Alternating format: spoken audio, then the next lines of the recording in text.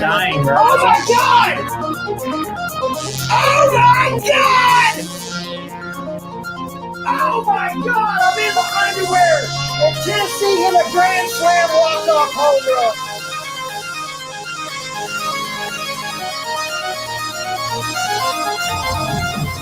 Are you? No way! No!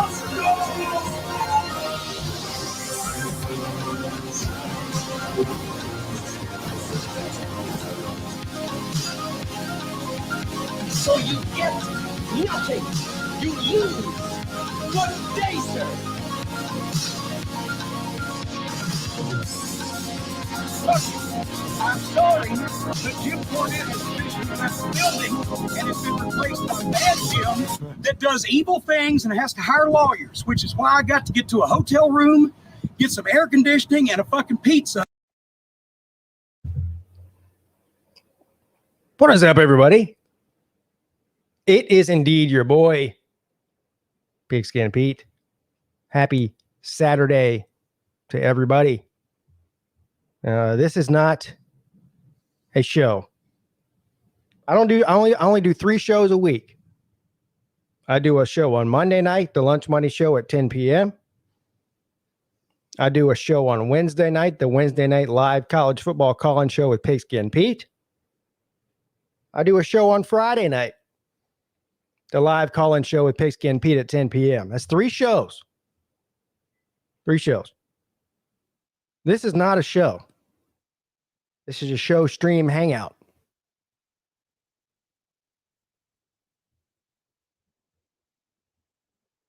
Rackdog says, Pete, you are an EDM junkie. No, I'm not. Matter of fact, I hate EDM. What you are hearing during that intro is not EDM. That's 80s. What do they call it? It's got a name. It actually has a name. That wouldn't be disco, would it? No, it's not disco. It's called, what do they call it? I don't even know what they call it. There is a name for it, though. It's 80s synthwave. SYNTHWAVE. That's what it's called. Just look it up on YouTube. Or, on YouTube. You'll find it. That's interesting. Yeah, synthwave. Yeah. That's what it's called. What's up, Caleb? How you doing, buddy? Nothing much, man. Just hanging out on this Saturday afternoon. I just got back from my team party for the baseball season, and I'm about to head to my church. They're doing like a fish fry benefit dinner for our family for the medical bills. Awesome. How's your dad doing? He's doing good, man. Good. I missed you the past couple of weeks, Caleb. I know, man. I've been missing. I get to church on Wednesdays, and then I you know, it's obviously your show's a couple hours after, and then it just time gets away from you. And then on Fridays, I'm mostly working. Oh, okay. All right. Hey, we got a couple more people on the show stream. Yeah. Look at that. We got Sea-Dog in here. Yeah. Sea-Dog What's up, Morgan. Sea-Dog? And What's up, guys? Hey. He's part 2 of Daddy and the Dog. Yeah. Yeah. Dog part. Yeah. Which is quickly becoming one of the most popular shows on YouTube. And by the way, I'm not even joking here. One of my favorite shows on YouTube. Really? Yeah, absolutely. Cool. I think you guys are really entertaining. I think you guys got something going there. So we get chemistry. Yeah, good chemistry. Great. Yeah. Okay, cool. Yeah. Cool. Well, And thanks. go I ahead. wanted to show you something. Check this out. Boom, boom, boom. Oh, so what day are you going to send that to me, and how much do I have to pay you for it? You don't gotta pay me. I actually made this for Huffer Billy Paul for the don't worry, don't get your feelings hurt though. I made it for because we during AAA we give away the prize or whatever. Uh-huh. So I gotta send that to him, but I got an unpainted one here. Hey, hold that unpainted one back up again. So you're saying I can get that one? I'll buy it from you. Yeah, I got 4 of them. You got 4 of them. I was gonna give you one, Jordan Bowman, and Could you paint the South Carolina State part of it purple and then the paw white? I don't have any. Well, yeah, I got some purple paint. I think I don't have the exact tater color, but I can find probably some purple. Okay. Yeah, I like that. Yeah. Yeah. But I got to send Huffer Billy Paul his for winning that contest the other week. Yeah, that's nice. Yeah. Thanks. Nice. I thought it'd be cool to show you. Yeah. That was cool, man. Yeah. By the way, we also have Slim Shady Canes in here. What's up, buddy? Hard at work, sir. Hard at work. Oh, where are you at now? Hard at work. I'm about 30 miles from Bowling Green. I'm sorry. Yeah, I know. It's terrible. I know. I mean, it was worse. I've already passed through Sucknut Country. What's the weather like there? Sunny and, according to my dashboard, 89. It is. What's up, Pete? What's up, Dominic? Hey, what's it like where you are, Sea-Dog in Georgia? It's hot. Absolutely pouring down rain here right now. It's hot as shit, man. Yeah, it's hot here, man. It's nothing but clear skies and heat. Yeah. Oof. We're getting one of those, legendary afternoon thunder showers. It was hot and humid today. My son had a baseball game this morning, and it was like it was at 10 o'clock in the morning. I swear it was 99 degrees and 300% humidity. I was sitting in my chair sweating, Yeah. And then about 30 minutes ago, the heavens opened up, and it's just absolutely pouring right now. Yeah. That's every day in South Carolina during the summertime. Yeah. Well, I hate to drop in and out, guys, but I got to head out here in a minute, so I was just gonna stop in and say, hey, Pete, and All right. Yeah. All right, bud. hey, everybody. Thanks, Yeah. Glad your dad's doing better. Yes, sir. It's awesome, man. Definitely, he's came a long way. That's good. Yes, sir. I'll see y'all later, man. All right. There you guys have it, Caleb. Everybody, I'm going to keep posting the link. I don't even know whoever does these Streamyards on a regular basis. How many people can you have in here at one time? 6. 6, unless you pay more. Not right. Yeah. Yeah. Okay, so the more the merrier. Mhm. So I'm going to keep posting the. You got a point. I'm going to keep posting the link in here. Okay. I gotta say this because the comment section has already triggered me before I ever got in here. Fuck Floyd Mayweather. That is the most punk bitch motherfucker in the history of boxing. Yeah. I gotta say this. Hey. Because the comment section has already triggered me before I ever got in here. Fuck Floyd Mayweather. That is the most punk bitch motherfucker in the history of boxing. Hey, hold on now. Hey. Hold on. Hey, Fireball Dragons E plays. You have to turn the well. Fuck Floyd Mayweather.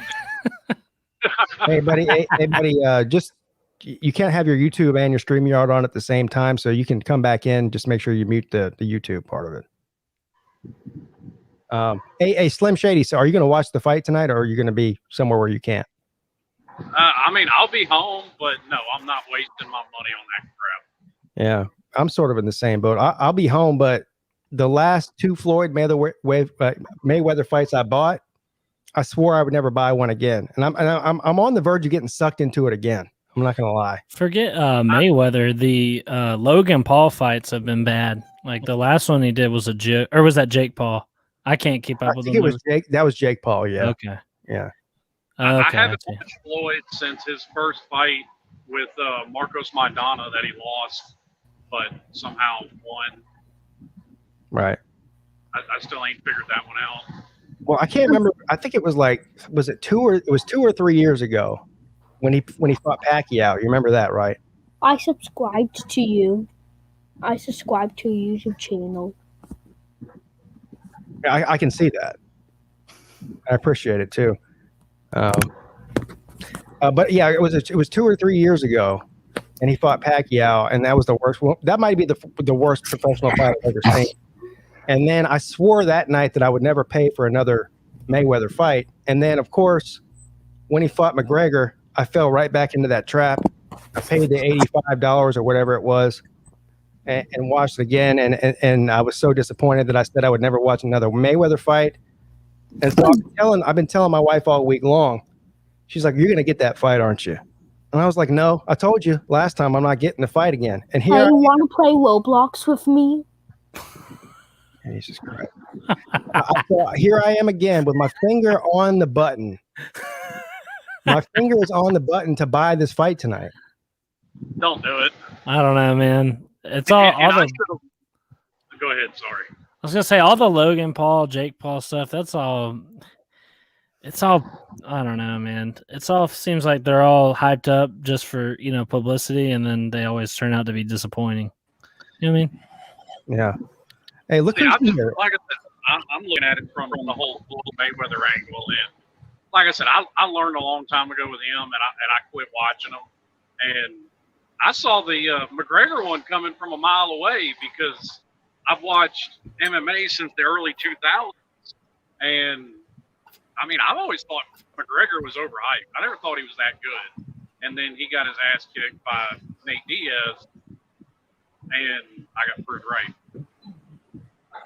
Well, you guys know that I'm into betting. I'm not, I don't bet on everything, but I'm into betting. I didn't bet on either one of those last two fights with Mayweather, even though I was extremely tempted to.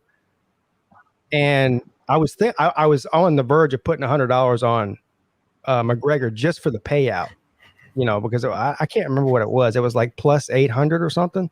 Cody, do you remember? No, I don't remember what the payout was at the time. It was relatively even though. Like there wasn't much of a difference between the two, which was surprising because everyone was betting Conor at the last minute. Yeah, but I think it moved. I think it moved late, or it was either early or late. I can't remember, but it was a big payout at one point. Now I don't know, leading up to it what it was. Right.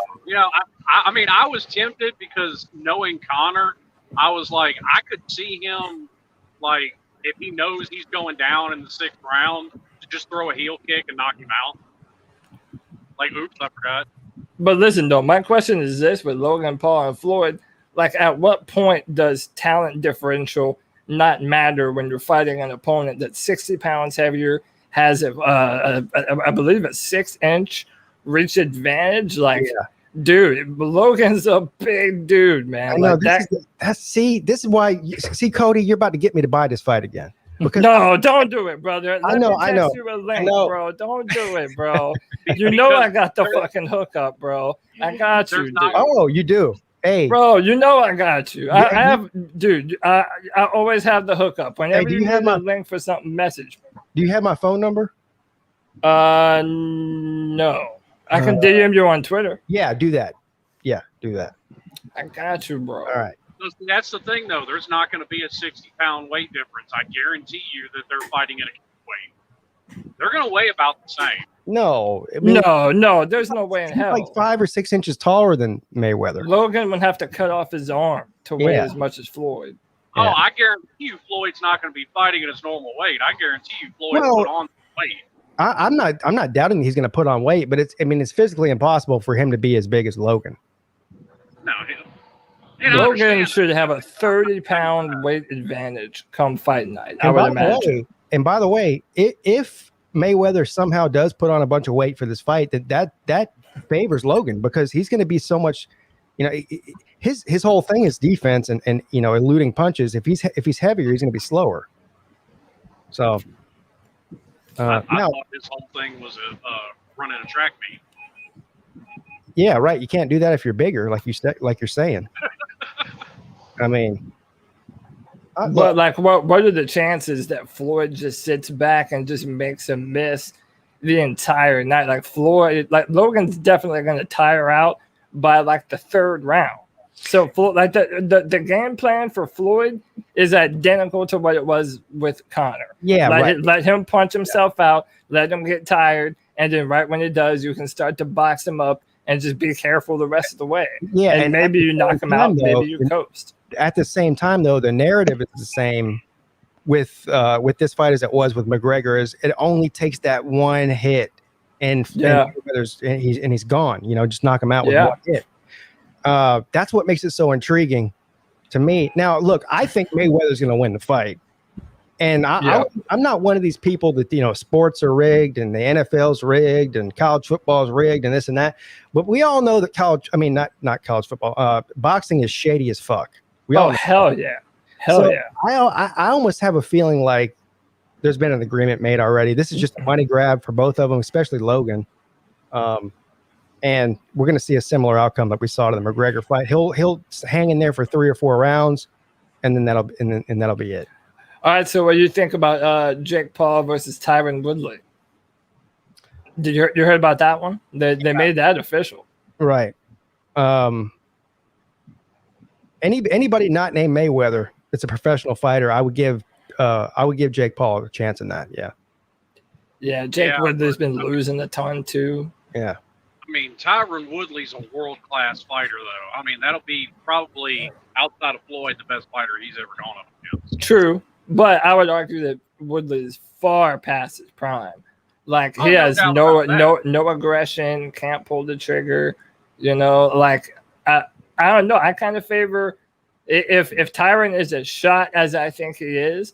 Like, dude, people keep sleeping on these Paul brothers, dude. Like, they're making a boatload of cash, and they're actually training their ass off to be boxers. Like, more so Jake than Logan. But, dude, Jake will literally starch fools, man. So that's a good point you bring up, because this is the one thing that pisses me off, and probably why I'm leaning against not buying the fight tonight is, why isn't Jake not fighting Mayweather? Why is Logan fighting him? I don't get that. Yeah, I kind of think that maybe Floyd thought he was like, so many people get the two of them confused. Yeah. That like I think it's possible Floyd might have thought he was signing on to fight Jake, and then it was actually Logan. You think Mayweather got the two confused? yeah. Like, I mean, you're right though. Jake Paul would be more.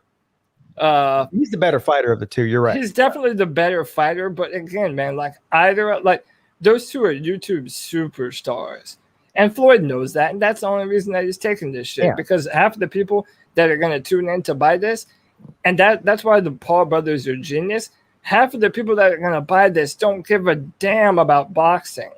They're just buying it for the thrill of the event. This undefeated legend versus these YouTube idiots, and like, what the hell is going to happen? That's why people are buying it. Well, if Jake is the better of the two fighters, then, I mean, that's been Floyd's MO his whole career, is to not fight the better fighter. Yeah, or wait until they're out of their prime. Exactly. I'm with you, Slim, as far as, I mean, I do think that Mayweather, because I'm not a huge, I mean, I enjoy boxing as much as the next guy, and same with the UFC. But, Mayweather's not the most exciting fighter. Like, but, I don't know if you guys, I know Sea-Dog and maybe Cody. I don't know how exactly old Cody is. 31 years old, bro.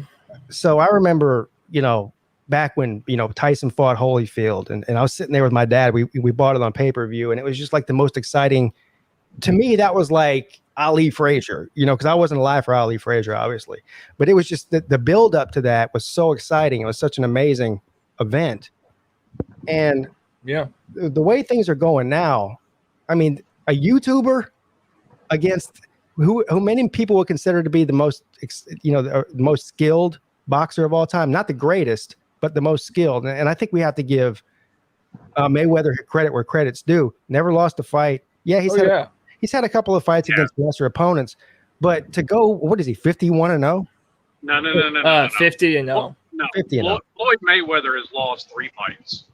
What, dude? Look, come on, man. He has not lost any. Listen, Floyd Mayweather is a piece of trash. Hang on. Jose Luis Castillo beat him from one end of that arena to the other. Zab Judah was schooling him until he got pissed and threw that uppercut to Floyd's dick.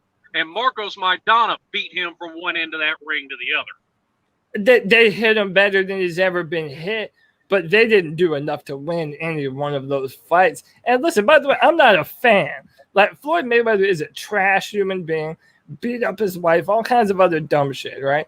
You don't have to tell me who Floyd is. But as a boxer, like, in my mind, there are 3 GOATs all time. And it's Michael Jordan, Tom Brady, and Floyd Mayweather. Because at the highest end of their sport, they dominated, man. And like, I would have to agree with Cody on that. I would, and I'm not a Mayweather fan either. Here's the thing: there's also one other fight. He fought Oscar De La Hoya well past his prime, and you can make a valid argument that Oscar De La Hoya won the fight. I thought it was a good fight. I thought that Oscar made a better fight of it than people give him credit for, no doubt. I still don't think he won, though. I only had Oscar winning it by 1 round, so I could see it going the other way. You know, from the casual boxing fan standpoint like mine, people just don't like watching Mayweather because he's not exciting, because he's running all the time. Or at least what people who aren't really trained with a boxing eye say it's running. He's not really running. He's you know, the guy is unbelievably skilled on defense. And so if you compare that to any other sport, like, we don't go out and say, whatever it was, the 1998 national championship in college football. I don't know who it was. Oh yeah, Tennessee, and they won on defense, right? So we don't run out there and say, well, 1998 Tennessee team, no good because they won on defense. Their offense sucked. Well, yeah, but there's 2 sides to every game. There's 2 sides to every fight. If you're the best defensive fighter in history, and it prevents you from getting beat, I'm sorry, you're the greatest. Man. He's the greatest. To me, he's the greatest boxer of all time, just because he 1, never lost a fight, and 2, like, to never be hit like that against that. Like, you have to realize that 147, where Floyd weighs, like, that's where most boxers enter into boxing. Like, if you're a big athletic dude, you're gonna play football or basketball. Whereas if you're a little dude, you're probably going to have a better chance of being a boxer.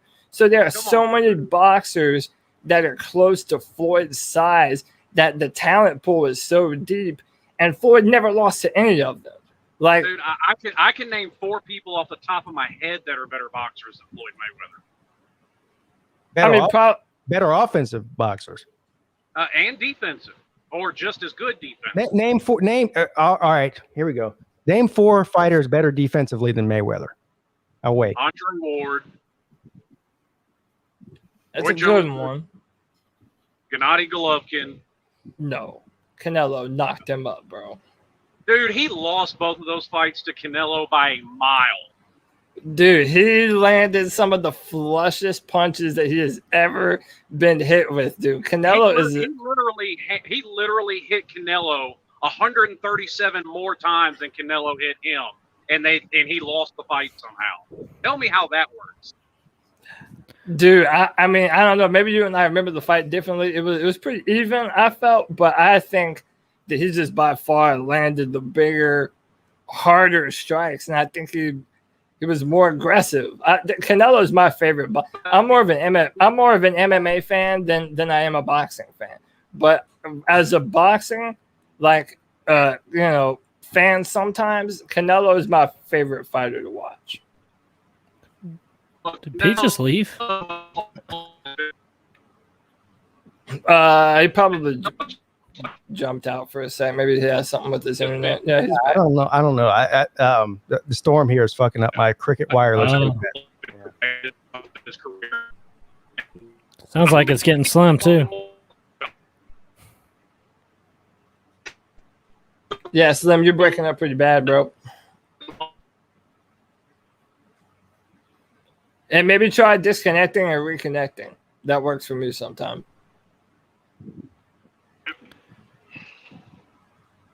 Reckon he's on the road. Yeah. I'm sorry. I didn't realize you guys were going to be talking about boxing. Dude, I saw that Pete was live. I really don't get a chance to chill with Pete that often, so I figured I'd come in and hang out and talk some college football with the boys, man. I don't get a chance to talk college too often. Right. Yeah. It's like a different language when you guys are talking about boxing. Yeah, I'm a huge fight fan. I'm a diehard MMA fan. I need my sports to have violence. So it's either got to be football or fighting. But I agree. You must like hockey then too, huh? No, okay. You would think, right? Yeah. But I actually think that the fighting in hockey is like the dumbest shit in the world. Like either play hockey or fight.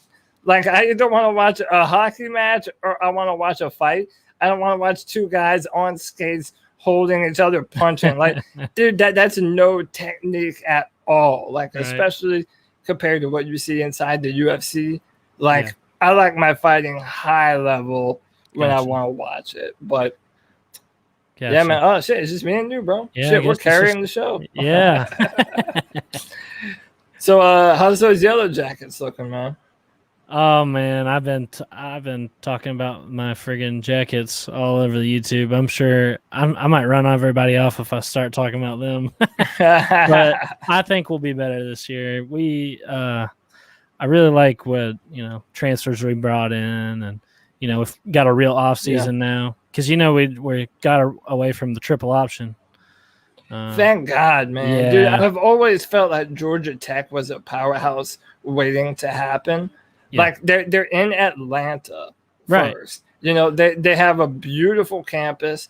It's like a prestigious school for engineering. I know, so that doesn't really read football, but it's like they're in the center of the state that produces the most talent probably in high school that there is. It's like Georgia Tech. They just need a few extra pieces, and I think they can contend. It really, I agree. It really hurts my heart to think of this. Because look at some of the talent we had, back in the Chan Gailey years before we started to run the option. I mean, think what you want about Chan Gailey. But, he was able to, he brought in some, Calvin Johnson, Demaryius Thomas. Yeah. You know what I mean? It's like, and then look what happens. Does your fandom go back far enough to remember Keith Brooking? Okay, I'm only 23, so okay. Yeah. So Keith Brooking, he was the inside linebacker for the Atlanta Falcons, and I met him when I was a little kid. Okay. And he went to Georgia Tech. Oh, that's cool. And that's cool. Yeah. Went to Tech and then the Falcons. That's like that's Atlanta homegrown. Yeah, man. Yeah, he was a cool dude too, man. That's cool. Super nice guy. I reckon are you a Clemson fan? Oh yeah, man. Okay. Definitely a huge Clemson fan. Yeah, man, I love my Tigers. Yeah, like I said, so I do a Panthers podcast. Cool. The C3 Carolina Cat Chronicles. And but Clemson is also my college team. So whenever I talk football, I'm normally doing it, or college football at least. I would normally try and do it with Pete. But yeah, I'm pumped for this year, dude. As crazy as it might sound, DJ Uiagalelei might have a higher ceiling than Deshaun and Trevor. As crazy as that sounds, I don't doubt it, man. The kid, that is exciting that he came in that game against Notre Dame in South Bend and lit it up the way he did. Yeah, man. So I can totally get the hype around him. He's probably going to be in the run for the Heisman. And I'll tell you what, I'll be cheering for you guys. I'll be the freaking #1 fan of the Taters when y'all play Georgia week 1. Yeah, man, dude. So I'm just of the mindset that, like, because we dominate the ACC. So whenever we're not playing them, I'm pulling for ACC teams. Yeah, I want that. I want the ACC to do well. Me too. And, I do too. I'm not necessarily an ACC homer, but I don't want us to be the weakest conference.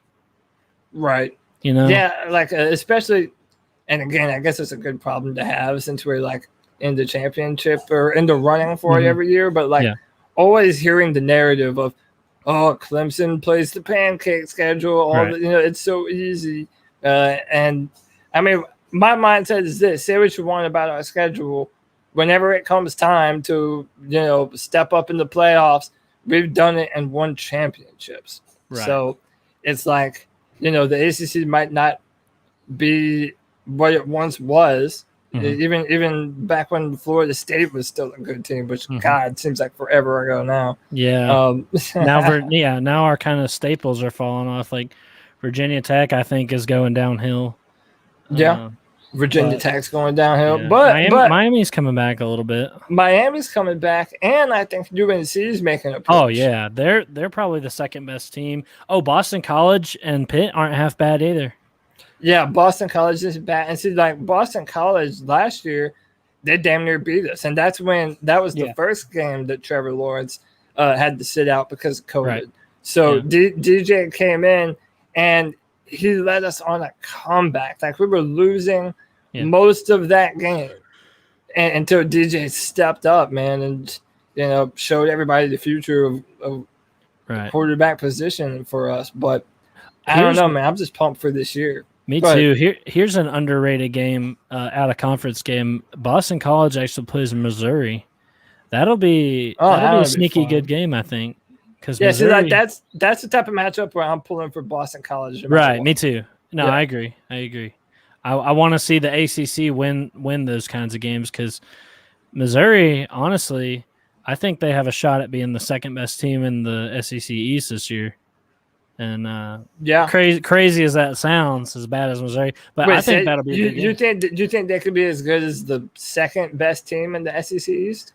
Yeah, because Florida takes a big time step back. What else do you got? Tennessee as a first year head coach. Yeah, see, I know Pete doesn't really like Dan Mullen all that much. Yeah. They lost, but they just lost so much. They lost, the Kyles. They lost all their top receivers. Yeah, they're gonna be hard pressed. And do you remember the Florida Missouri game last year? Remember the fight they had? Yeah. That kind of stuff. That kind of stuff matters. I think they come back, and I think Missouri is going to have that game circled on their calendar.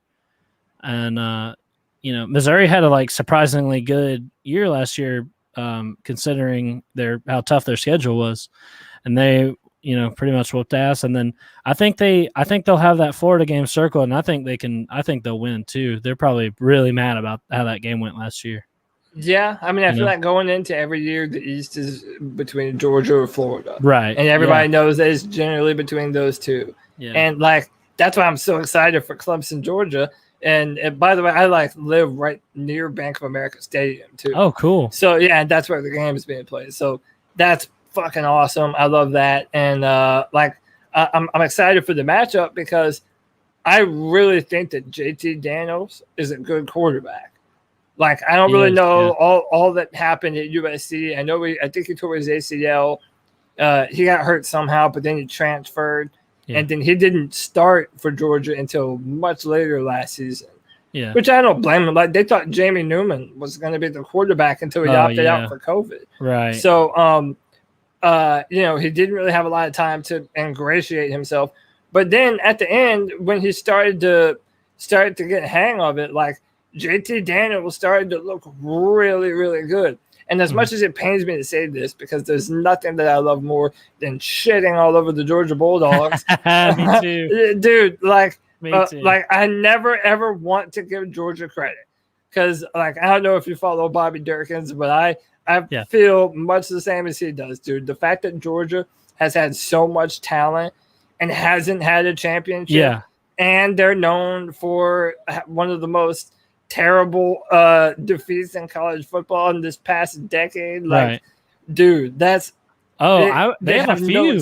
They've had a few of those. The Hail Mary, the Miracle. the miracle at Jordan Hare. The 2nd and 26, and then the fake punt, dude. I go back and watch those. I'll go back and watch those like all the time. I love seeing them lose. I love the look of their fans on the face. I can't get enough of that, dude. I love it, dude. I just watch that for fun. and again, I'm a Panthers fan, so like to me, it's doubly so. I can shit on the Falcons and the Bulldogs. So it's like they're both known for choking in the biggest moments. Right. The Braves too. Yeah, 100%, dude. And honestly, I'm not really a Falcons fan. They really pissed me off picking Kyle Pitts. I really wanted them to get Justin Fields. That probably would have. So you're not Matt, right? So dude, it's actually funny you even bring this up because I was fighting people on Twitter right before I saw Pigskin went live.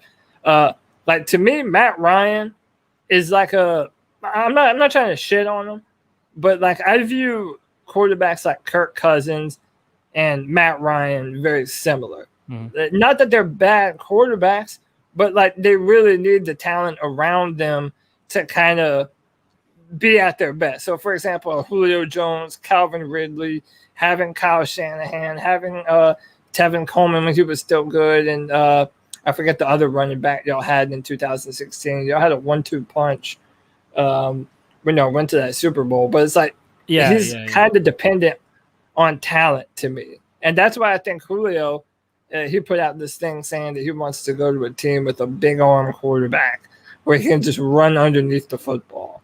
Right. No, he said he wanted to go somewhere that wins. Yeah. So listen, I'm not right now. I wouldn't consider myself a Falcons fan. In fact, I've always kind of been. I'm not much of an NFL guy. I'm like a college guy. I always say, I wish the Falcons well, but I already got one crappy team breaking my heart.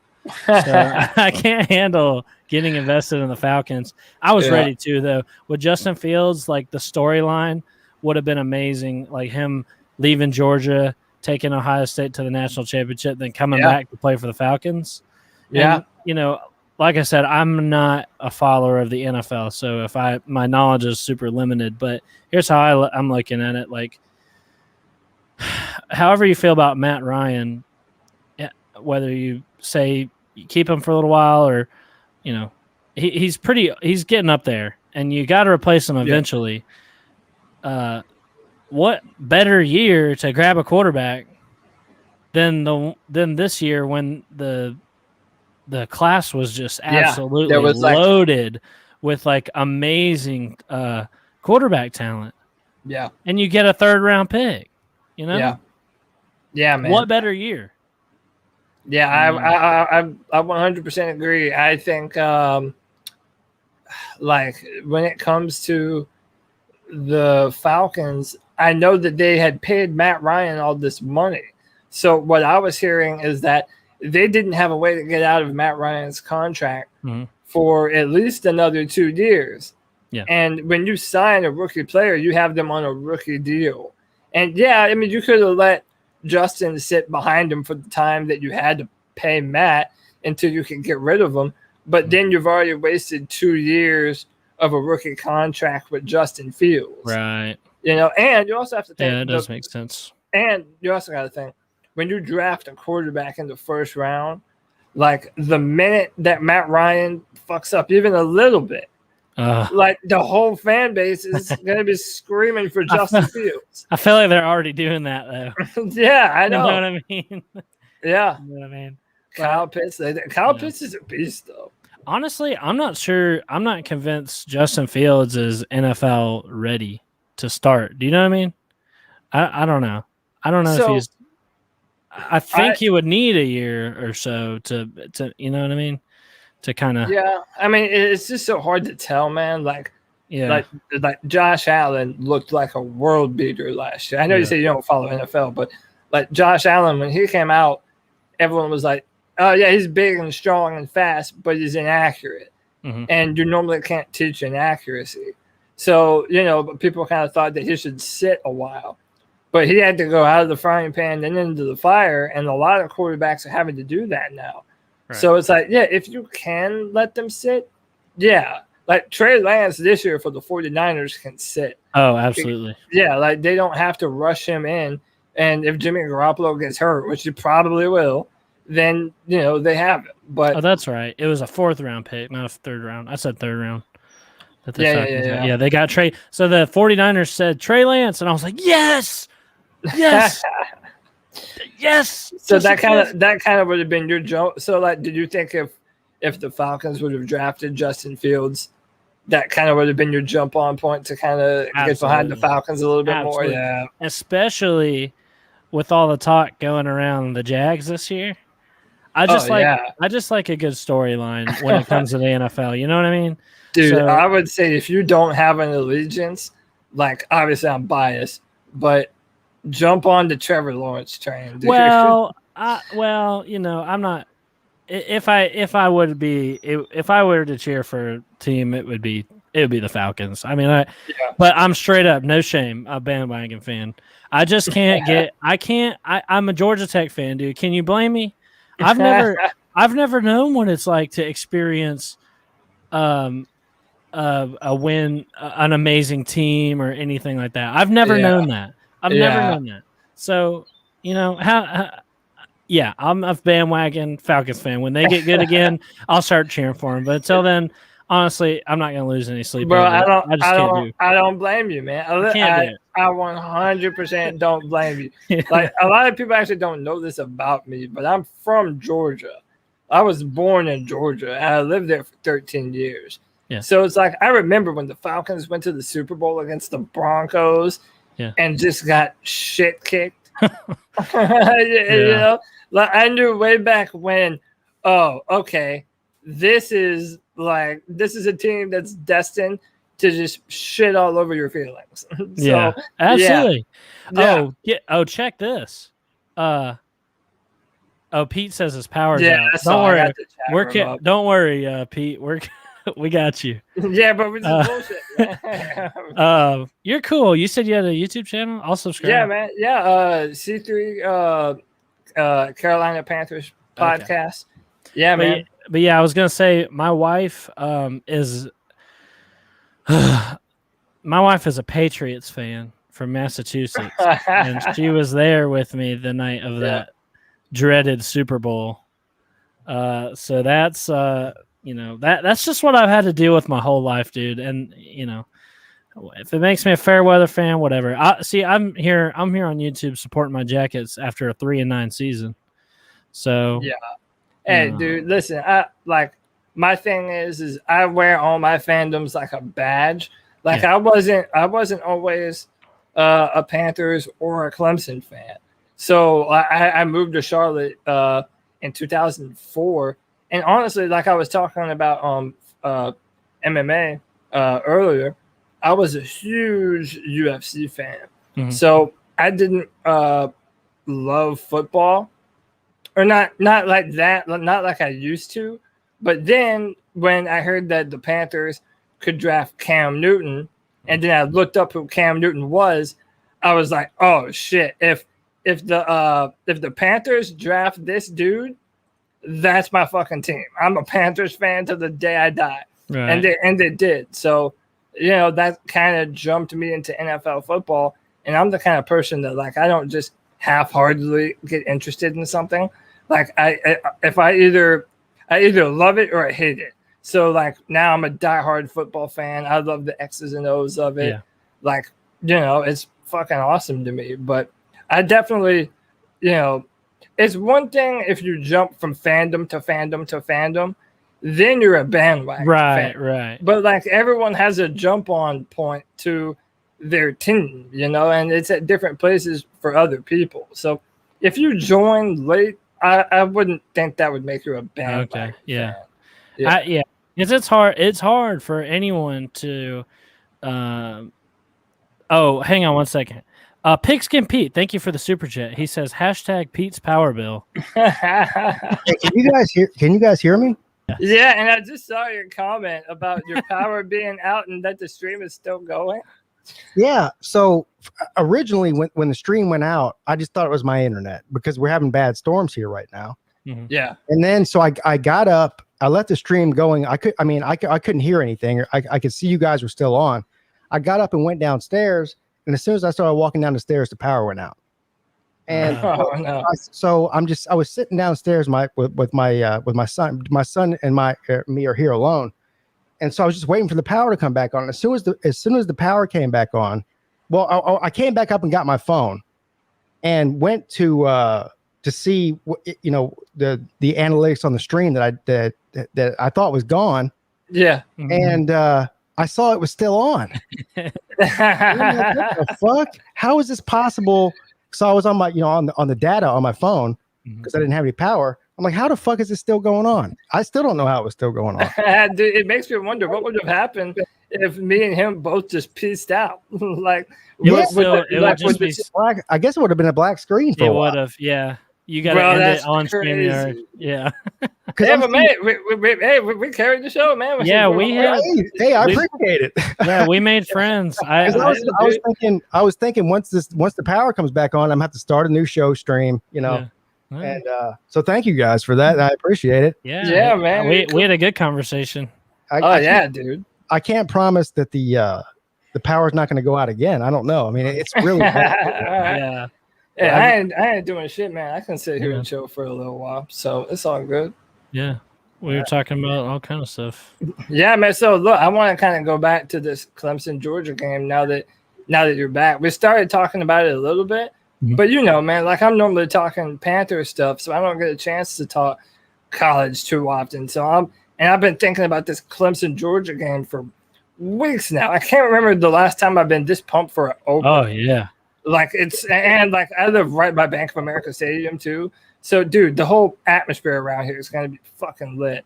But I'm just so pumped for this matchup, dude. Like I was telling C-Dog earlier, as crazy as it sounds, DJ Uiagalelei might just have a ceiling higher than Trevor Lawrence and Deshaun Watson. Wow. Like, dude, like I genuinely believe that, man. DJ is insanely good. He is insanely good. And people are going to find out how good he is now, but to compare him to both those two legends, I know. Yeah, that's rough. I'm not really comparing them one for one. Just saying like the ceiling and the overall talent level and what they could be capable of doing. Like he has 45 pounds, probably like 35 pounds on what Trevor had when he was a freshman. He's 6'4". I mean, he might have the biggest arm in all of football right now. Yeah, like in all of football. It does sound crazy to say that, but I get how you could maybe be thinking that after seeing what he did at Notre Dame, and now we're sitting here in the offseason. I'm not even going off of those two games. I'm just saying, if you look at this guy, he is going to go down as one of the Clemson greats. There's no doubt. Yeah. As long as he stays healthy. I think so too. If you look at him, I've said this before.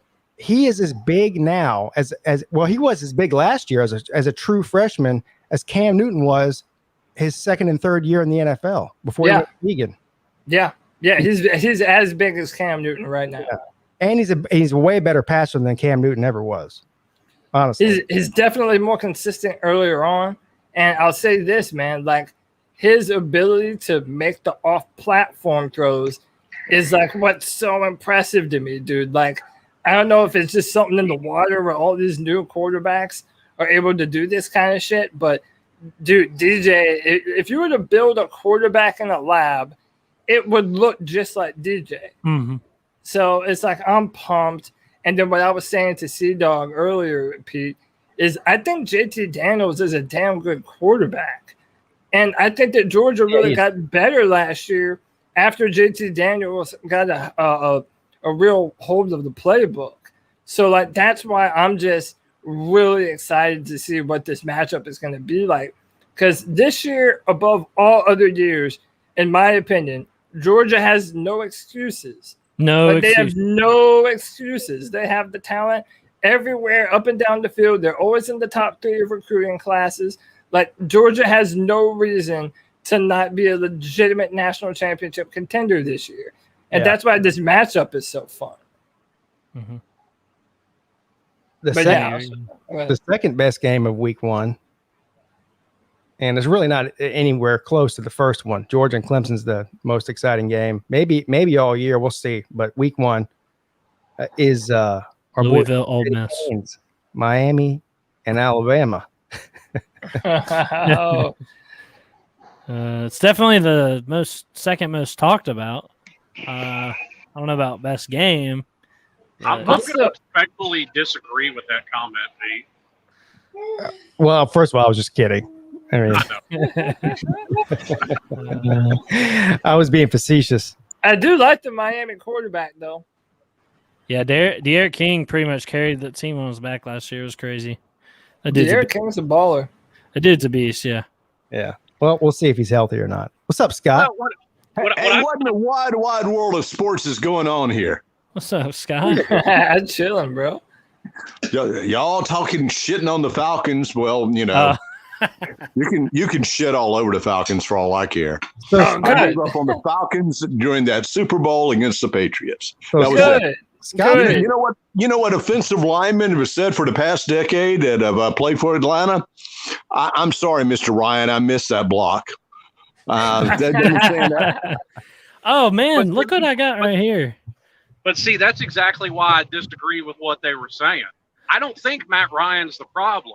And if you look at this past season, shout out to the girlfriend. Look what she bought me after they won.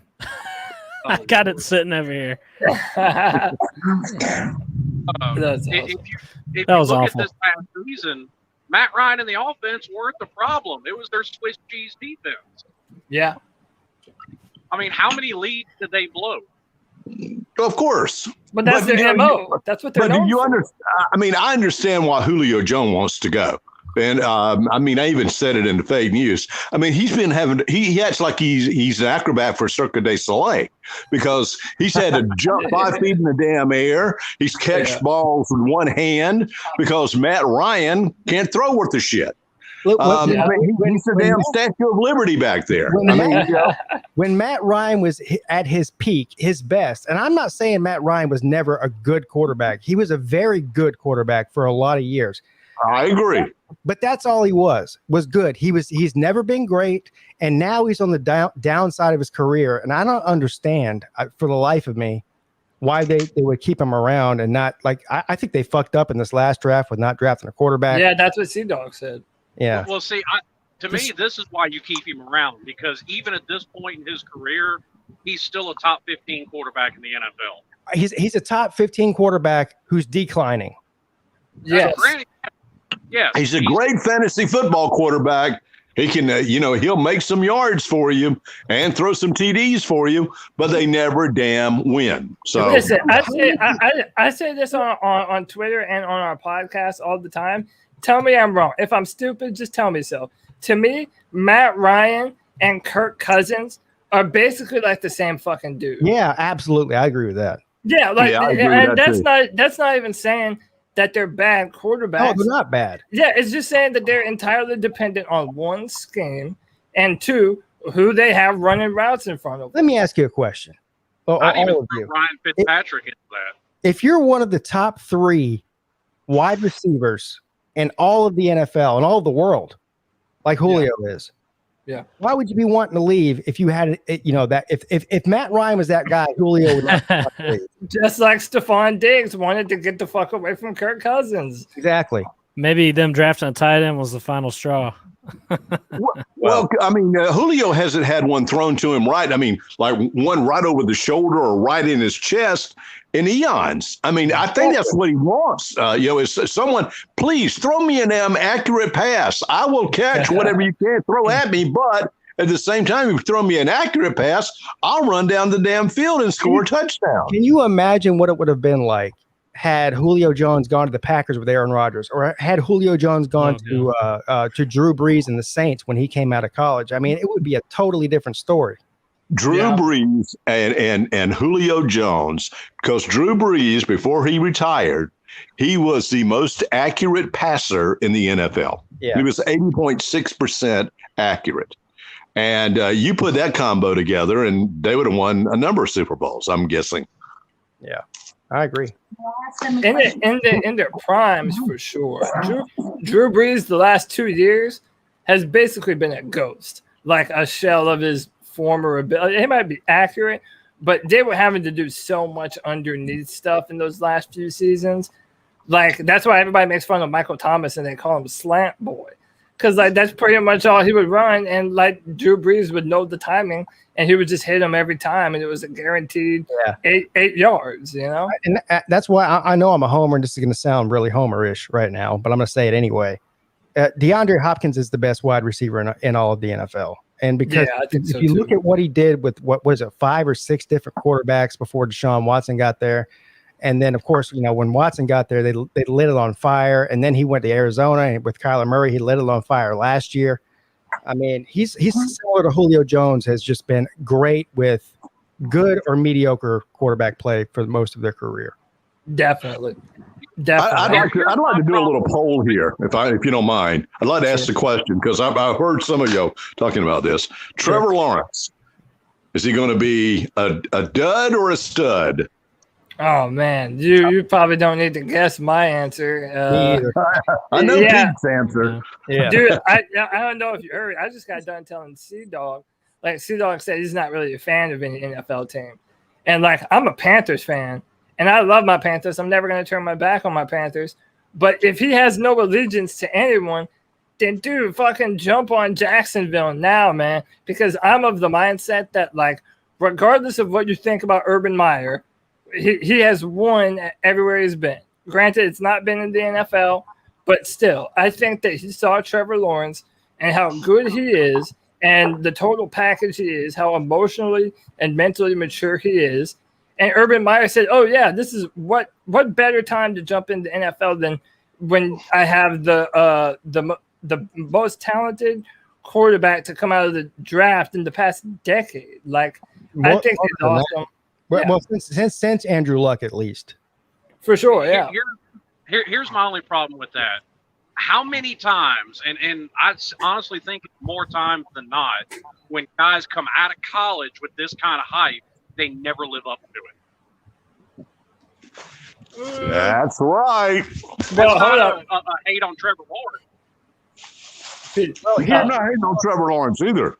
Hey, Pete, but look at Johnny Manziel. Look at all the hype around Johnny Manziel. Hold up, Pete, you gotta shout out that last little. Thank you for the super chat. That's my father-in-law. Everybody. Oh, shout out to father-in-law. Hey, Pete, you must. We had a torrential storm, didn't you? Yeah, that's why. I don't know if you were in here earlier. I got kicked off the stream for about 10 or 15 minutes. I don't know. My power went out.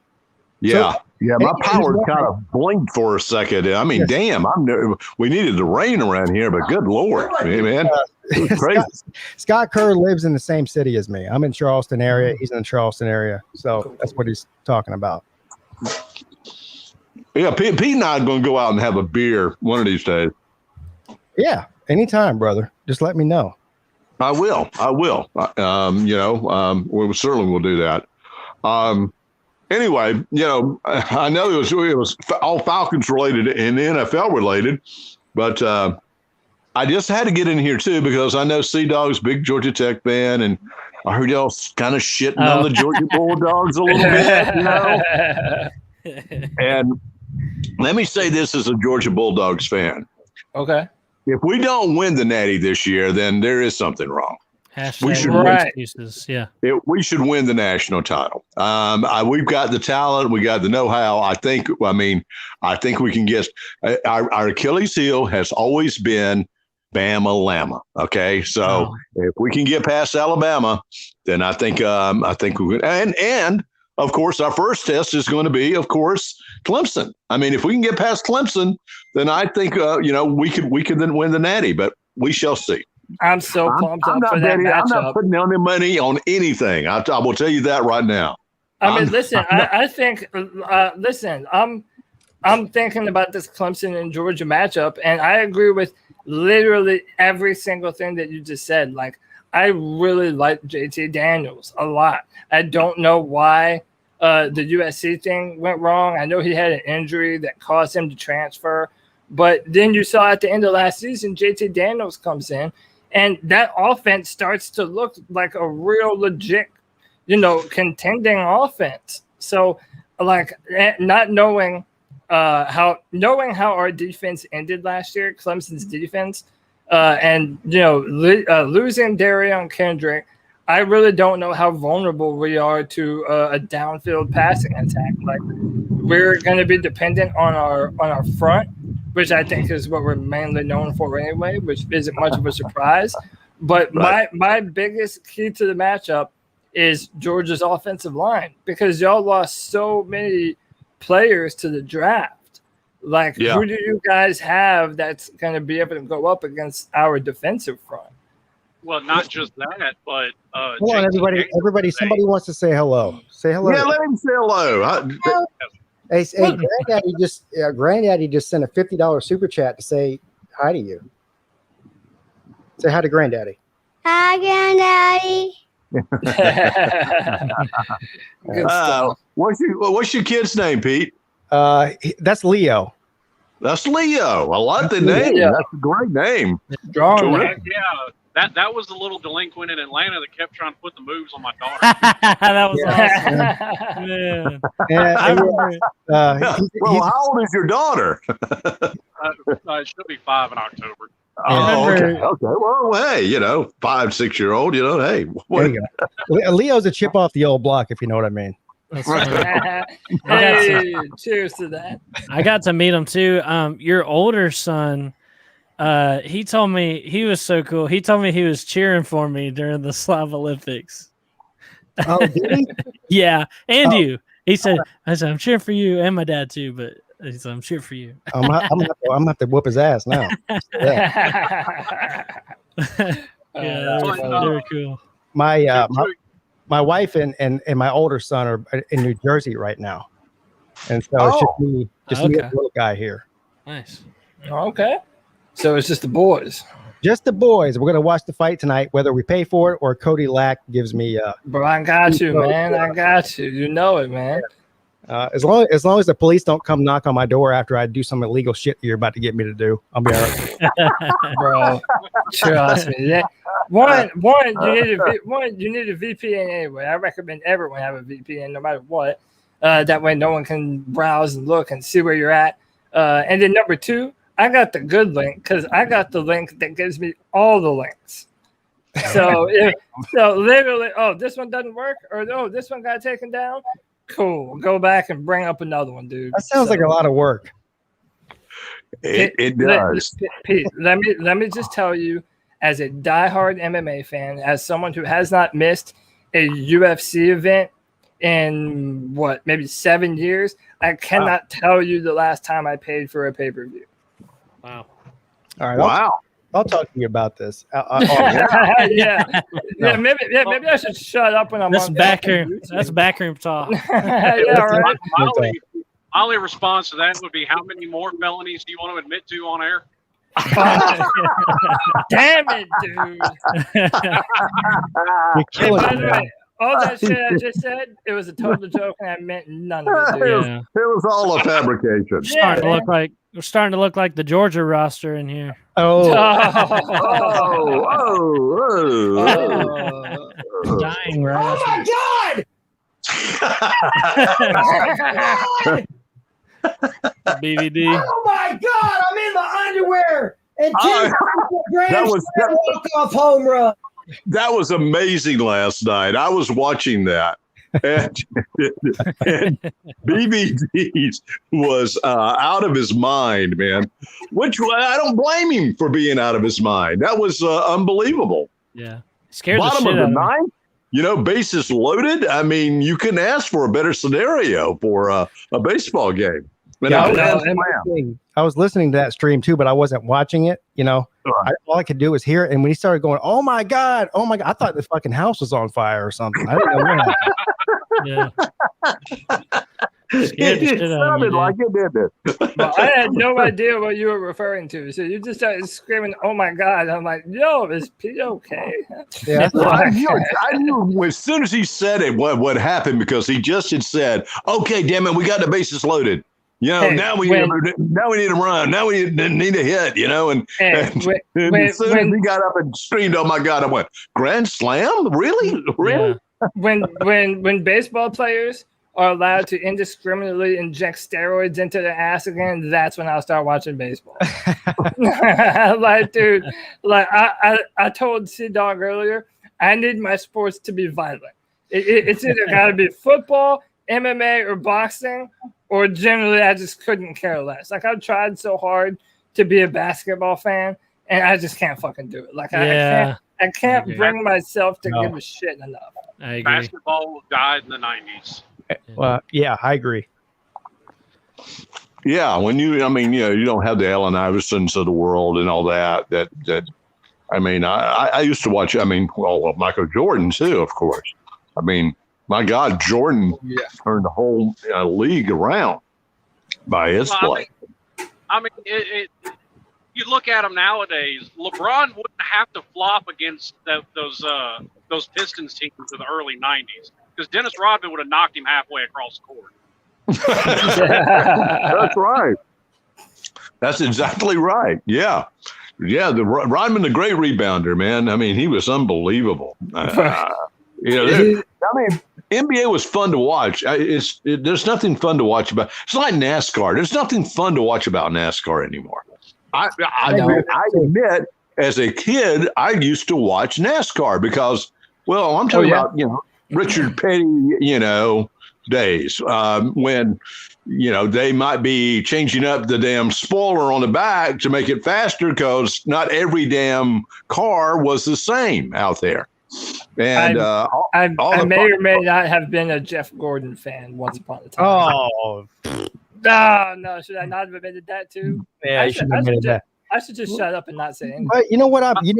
My legitimate fear is that this is where football is heading to. When you look at basketball in the 90s, in the 80s especially, NASCAR 80s, 90s, everything just tends to go the way of. And I'm not anti-safety. Don't get me wrong.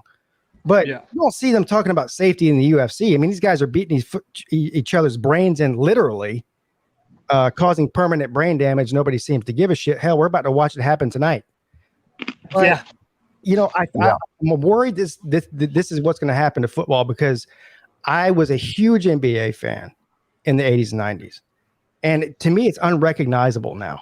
It's just it's not entertaining to me. They're scoring 150 points a game. I remember when even in the NBA where it's longer than the college basketball games, you were lucky to see 100 points scored by any team. Now they're scoring 150 points. It's just a 3-point shooting contest. These guys are taking 5 and 6 steps without being called for a walk. If you look at them the wrong way, they get called for a foul and they get to go to the free throw line. This is the reason we're seeing 150 points. I do not want to see that happen with football. No, it's already started with the NFL, I think, Pete. I really do.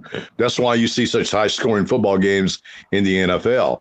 Not necessarily yet in college football, not yet, but I hope it doesn't go that way. I'm with. And to also expand on what Pete said, like that's why you have all these lighter receivers that are able to just go across the middle now. Like, look at Devontae Smith that just came through the draft. They were talking about how much of a problem it is that he's 170 pounds. And I think that's kind of because of what Pete's talking about. Like the rules so favored the offense that you really don't need to have this well-built 215-pound frame anymore because they're taking all the physicality, especially, with receivers and DBs, like they're taking all the physicality out of the game. So I agree 100% with that. Like I definitely don't want football just to be some 7-on-7 bullshit. Yeah, exactly.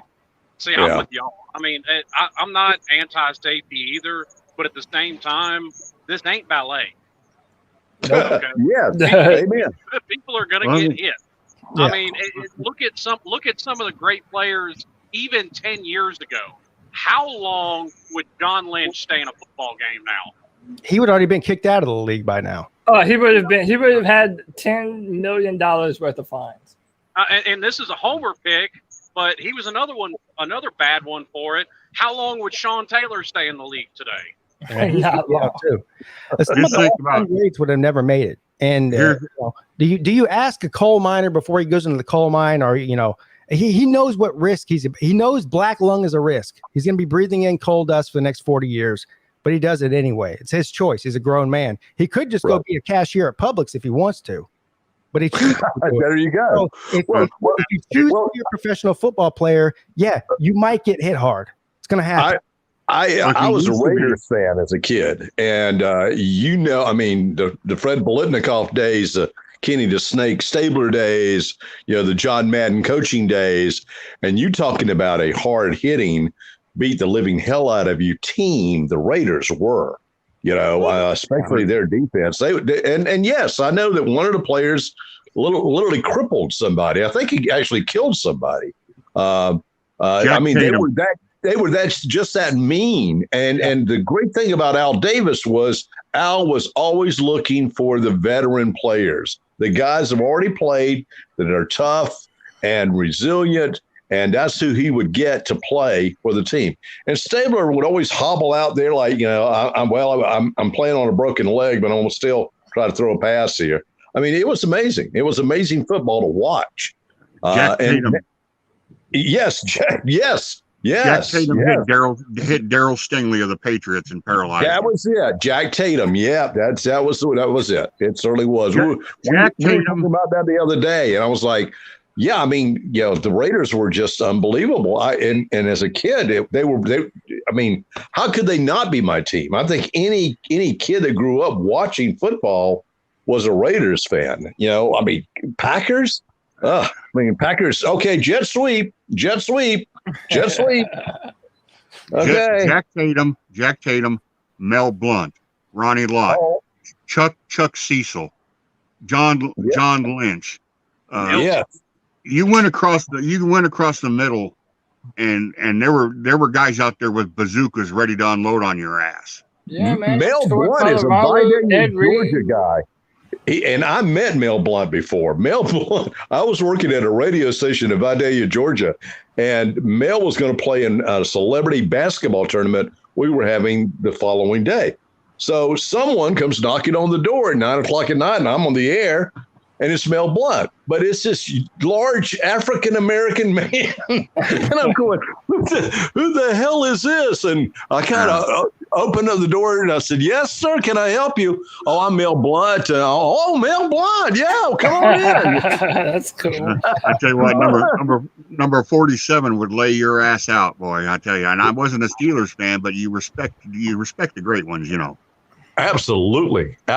He was one of the great ones. Him and Donnie Shell back there.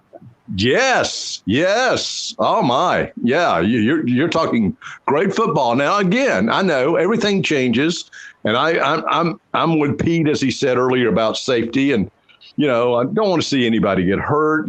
Concussion protocol, I totally believe in. There's a kid that played for the Somerville Green Wave, and Pete knows who I'm talking about when I say the Green Wave. They had John McKissick, who was the most winningest coach.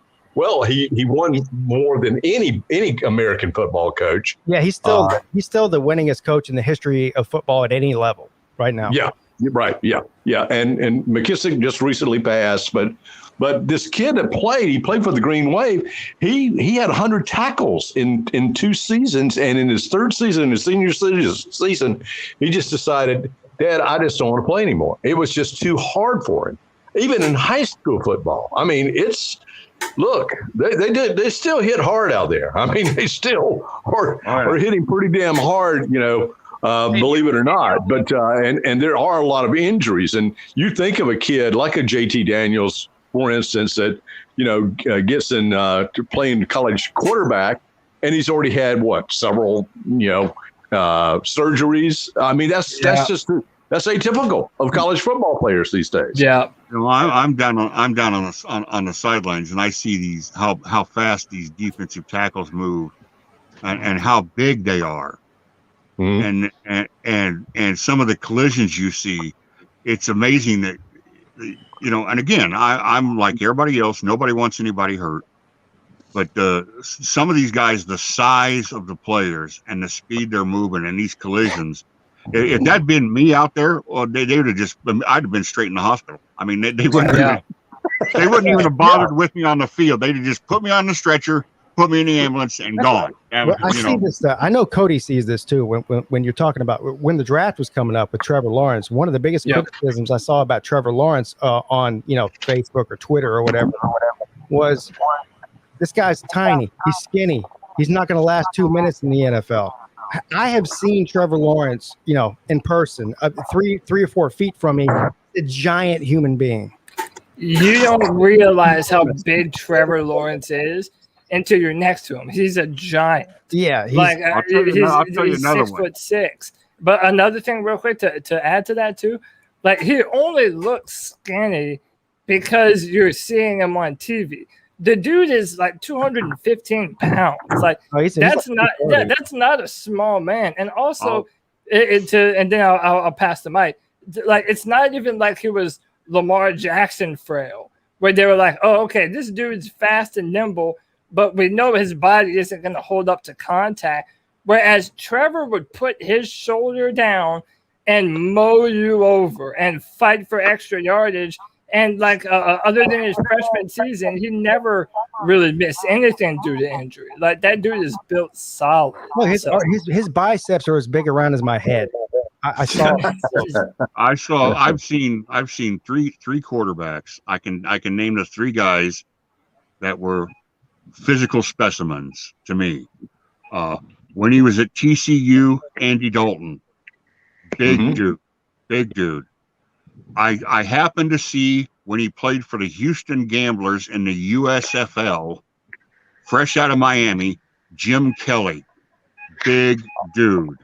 Wow. And I was in Iowa City when the Miami of Ohio Redskins came to play the Hawkeyes, and they had some quarterback named Rateless Ben Rotless. He was a rapist. Yeah, he was a big son of a bitch too. And I remember Roethlisberger might be the biggest quarterback I've ever been right there standing, 5 feet away from him. The guy looked like he was an offensive tackle, and he was their damn quarterback. Yeah. I mean, me and Pigskin Pete are Panthers fans. So we've had Cam Newton the past decade. And Cam Newton is another one of those guys that is like, you think you know how big he is, but when you actually get to see him, you're like, oh my God, that dude is enormous. Like television really doesn't do justice to some of these football players. It was 3 years ago. I went to the spring game at Clemson with a couple of buddies. And there's a store called the Clemson. I think it's called the Tiger Athletic Store or whatever. It's on the highway leading into campus. It's the main strip. Yeah, I've seen that before. Yeah. So it's a huge store, but they have all the Clemson apparel. I mean, I go there every time I go to a game there just to get a hat or a shirt or whatever. But anyway, when we pulled in there, it was the year right after Clemson. It was 2018 after the national championship with 2017. Sorry, right after the national championship with when Christian Wilkins was the defensive tackle, and he was doing an appearance there right when we came in there. So we were in there. There was a long line to watch Christian Wilkins, and I had to pay like $15 or $20 or whatever to go shake his hand and get an autograph or whatever the hell it was. And we're like, we're not doing that. I was there to get a hat or a shirt. So I'm over in the shirts, and there's just looking through the shirts on like a shirt rack, and somebody bumps into me, and I almost fall down. And I'm like, I thought somebody was pushing me, right? Came up and got mad at me and pushed me. I turn around. And it was Christian Wilkins. He didn't mean to bump into me. He was walking out and he to bump into me. And he bumped into me and had to almost pick me up. And he barely bumped into me. And when I'm telling you, when I look up at him, it seemed like he was 3 feet taller than me. I'm 6 foot tall. And I'm looking up at this guy. This guy was literally three of me. Just enormous. Yeah, he was enormous. He's like, dude, this guy could kill me in one swipe. Yeah. And by the way, he looked way more athletic. Like when you look at him on TV, he's got a big belly. Looks like he's athletic. To me, he looked like he could have been, starting for the Knicks in person. Yeah. He looked really athletic. Yeah, he's thick. Daniel Cormier in the UFC. Like he's kind of like that. He's just a big ball of fury. It's like he's freak strong, man. I think Christian Wilkins. I mean, Clemson fans know, but I really don't think he gets enough credit for just how dominant he was for 3 years, man. Oh yeah. You know, I want to break in for a second because someone mentioned this a few moments ago. I think Slim Shady is that the USFL is coming back. Did you guys hear that? That the USFL is returning in 2022? Yeah. What's the betting line on that failing? Every single other. I mean, how many times are we going to do? They always fail. They always fail. The last rumor I heard was that the XFL was going to merge with the Canadian Football League.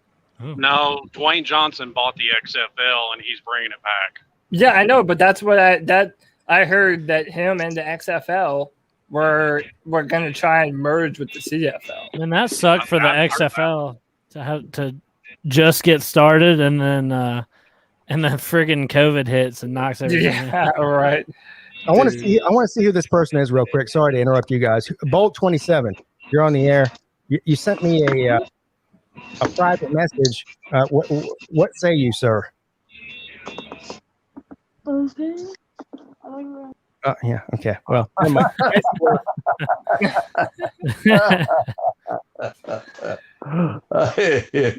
don't know if I've ever seen another YouTuber get trolled by as many kids. I feel like every time I tune in, there's some like little kid trying to call in and talk shit to you. Yeah. Welcome to my life, Cody. You guys want to play Roblox? No, Minecraft, bro. Minecraft. Yeah, Minecraft I think is. Pete and Lou get the kids. You know, they get the That's little funny. children to call in. You know, Minecraft is far superior. they're children friendly. You gotta see I'm the. definitely not children friendly. Get your leg. Go away! You're bothering me. Oh my God!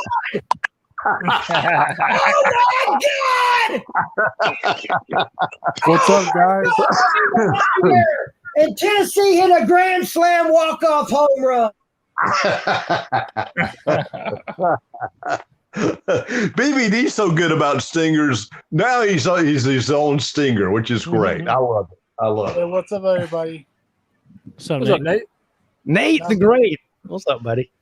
Not much. I just have a new phone now.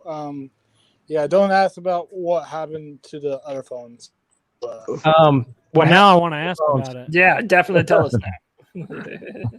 What happened? Gentlemen, I'm going to leave you because I'm going to eat some dinner. Pete, we will get together very, very soon. Yeah, okay. it's not seriously, man. I told Lou to give you my number so you could get. Okay. You know what? I'll write him and ask him to send it to me because. Yeah. I mean, you know, if you got a Friday afternoon or something like that, you know where the ice house is, right? I'm only about 5 minutes from there. Are you kidding? Well, okay, well, great. We can meet at the ice house. I know all those guys up there. Lots of Clemson fans up there too. Yeah, you know, just me and one other guy are Georgia Bulldog fans. Yeah, So just have Lou tell him to send you my number. in good company. Yeah, send me a text and I'll get back to you. We'll definitely go out and have a beer. Okay, sounds good. Hey, it was All great right. to meet you, Scott. You have an awesome voice. Thank you, gentlemen. Y'all have a good afternoon, good evening. Take. All right, later, Yes, Scott. Scott. Yeah, Funny Scott- that you say that. He's a Scott's the radio man. Yeah, I picked up on that at the end. I wasn't privy to who All that guy is. Yeah. So I'll tell you what happened to my phone. My old Yeah, phone. go ahead. We need to hear that immediately, if not sooner. After I got kicked from a chess stream, he didn't do it on purpose. He just did it for like for a good reason because my mic wasn't working, like for Streamyard. So after he did that, I got a little mad, but and I actually hit my phone the screen way the So Nate. So you broke you smashed your phone. Oh hell. yes on the board. Wow. Long Nate's- story short, I smashed my phone. Nate's phone repair service. No, I just had, Tell me you were taking a leak and you dropped it in the toilet, or the dog took it outside and it got pissed on or something, but you smashed your phone. Yep. All right. I dropped my phone in the urinal yesterday. Yeah, it was not really a good. It was not really a good crack at all. Wait, so hold on. When you dropped your phone in the urinal, what What does your mind think first? And then okay, that seems logical. Then what did you do? Okay, so I was about to throw it away. I carefully grabbed it, and Wait, how do you carefully grab a phone that's got piss on it? Yeah, no, there was no. Like, was there piss in the urinal, or was it? No, there's no piss in the urinal. Did it fall on top of the mint? It fell. Okay, there's no mint. It fell on top of the drain thing. And so I grabbed the part that hadn't. It fell like face down. I grabbed the part face down. Yeah, it fell like this. I had grabbed it like this, but my case is broken. So the actual phone came out of the case. Look, Dude, you're like a chick. Every chick I meet has a broken phone. I ran over my phone with a lull, but see, it easily pops out of the case. This is what the back of my phone looks like. I ran it over with a lull. Oh, that sucks. So that phone right there has been ran over and pissed on, and you still use it? Well, I wiped it off with Clorox. Bro, get a new phone. Yeah. Yo, you can get them on credit now. You can pay them off every month. I know. Okay, so I'm holding out because I'm on the T-Mobile plan where whenever the newest phone comes out, you can just get it. So all I got to do is pay like. I'm on T-Mobile. Yep. You're saying as soon as a new phone comes out, they'll just give me one for free? Yeah. So you have to pay. You have to, well, not for free. You have to pay off half of the phone you got now. But my phone's paid off. Your phone's paid off? Yeah, I've had the same one since this thing. I don't even know what I got. I got an iPhone 8 Plus. That thing's been out for like 4 years. Yeah. I used to hold on to them, but this is the 12 Pro Max or whatever. It's got the 3 cameras. The 3 cameras are spotless. The entire back of the phone was destroyed, and the front is fine too. It was just the back. How pitiful this is. Look at this. Hold on, let me turn my camera on. I've had this phone for 4 years. Okay. Wow. No cracks, no piss, no nothing. You got an iPhone 12 Max, and it looks like it's been through World War II. I ran it. I was driving the lull. Which, if you don't know what a lull is, it's like a heavy-duty forklift. It's like a forklift, but like 3 times heavier. And it's like, it fell out of my pocket, and I ran it over at work. And but listen, all I got to do with this T-Mobile plan is pay half of it off, and then when a new iPhone comes out, I can just get. I got to pay like $90 for a damage fee, and then I can. And then I can just get the new one. Oh, I'll have to look into that. What are you doing there, Nate?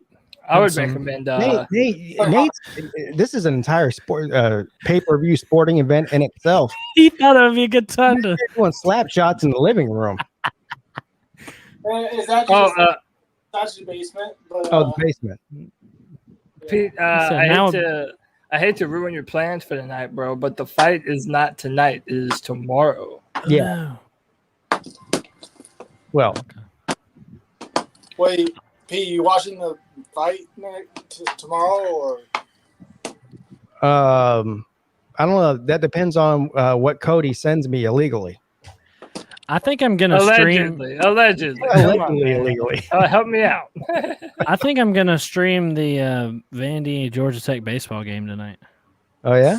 Yeah, we play for the baseball championship or something. I don't know how it works. I think it's the regionals. This is the first time in I think almost 15 years that Clemson didn't even make it to the tournament. Yeah, that's crazy, man. And plus, Michigan almost won against Vandy in 2019. So, fucking Nate. No, I'm not kidding. They went to the College World Series. Michigan did in 2019. Vandy Dandy is trolling me in the comments. It'll be a blowout. And plus, I was at the game. Dude, I said earlier, I guess I don't know. I'm pulling for Tech tonight. I think. I don't know if we're good enough to blow you guys out, but we'll see. We'll see. Give yourself a little credit there, Vandy. Dude, I just miss when dudes were knocking home runs like they were nothing. Mm-hmm. Like back in the early days, like Sammy Sosa and Mark McGwire, that was the only time in my life that I actually like enjoyed watching baseball. But now it's I couldn't if I tried. Baseball's hard. I can't do it. I can't do it. It's exciting when something happens, like BVD. Yeah. And, dying right Oh after. my God! Oh my God! Oh my God! I'm in my underwear, and Tennessee hit a grand slam walk-off home run. Yeah, that's crazy. Yeah, like that. That's exciting. Yeah. But, I get excited just hearing that. So I'll be cheering my Jackets on tonight. I'll stream it. I mean, it's the off season. I don't think there's much else to do. To win. You want Tech to win? I hate Vandy in baseball. So when you're streaming, what do you do? Like, are you just like kind of commentating or providing your own commentary, or just like chilling with people? Reaction, maybe. Yeah, cool. During the football season, I had a feeling like during the football season, because I just started like towards the end of the season. My team had already played all our games and everything, but it's probably pretty entertaining for people to watch because I go insane during the football season, and even when I'm cheering for Tech and other sports, I get a little bit rowdy too. So it'll probably be pretty exciting. Yeah, all this baseball talk is amazing and everything, but my eyes are fixated on what Nate's doing. What the fuck are you doing, dude? Bro, I'm practicing my puck skills. I'm deking. Yeah, bro, they belong. He's practicing his puck skills, dude. What better time? What better time? Let me see what he's got going on here. Big guy, but it's like slippery carpet. So how many holes have you busted in your wall with that puck? I'll show you. Oh, not enough, man. This is America, man. You're allowed to do that. Knock some pucks through a wall. How do I camera? It's hard to turn your camera around. You got to go to like cam mic and then back camera. Okay, you got a net. You got a net. Yeah, I got a whole freaking net. Oh wow. Oh, so he can miss. It doesn't even matter. Look at that. There you go. Look at that. Yeah. Oh, that one's worse. That one's way worse. God. Let me turn it on. No, let me turn the lights on. Not many lights in here. Man, that messed up almost the entire wall, and you still managed to miss it. And plus, this is a table tennis,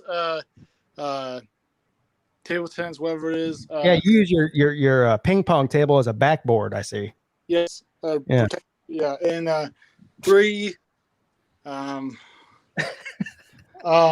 my God! Look at that! Oh my God! Whoa. Hey, bro, maybe don't hit so hard.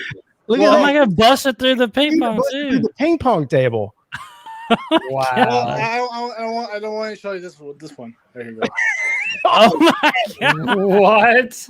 Are the pucks still in the wall, or do you have to reach down? No, but dude, that was on purpose. You have to admit. Holy shit!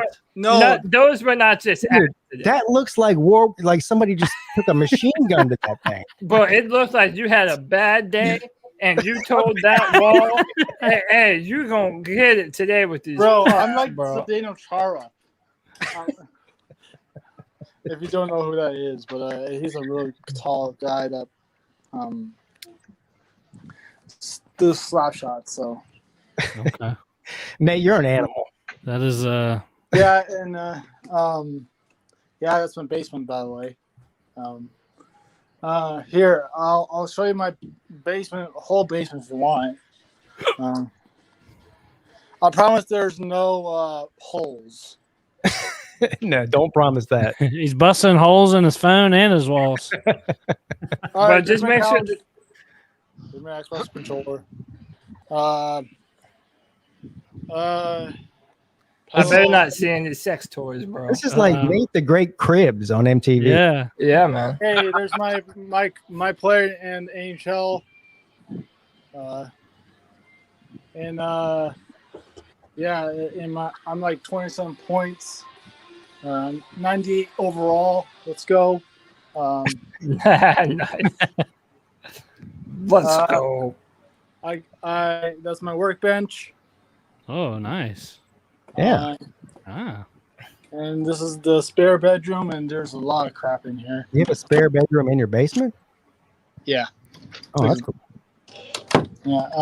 Boom boom room. Well, the one scary thing about the spare room is freaking dolls. Yeah, that's not good. Is that where Nate the Great takes all those ladies that he hooks up with into the no, that's upstairs. that's upstairs. Oh, that's upstairs.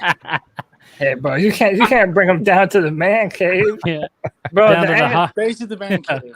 Bro, the Xbox is down there. That's you might see all those holes in the wall. And yeah, and get the hockey wall. All right. She might think, yo, this guy plays in the NHL. Tell that's up in the attic where you got your little 50 Shades of Grey room set up. Oh, here's my puppy's cage. Is that what you call her?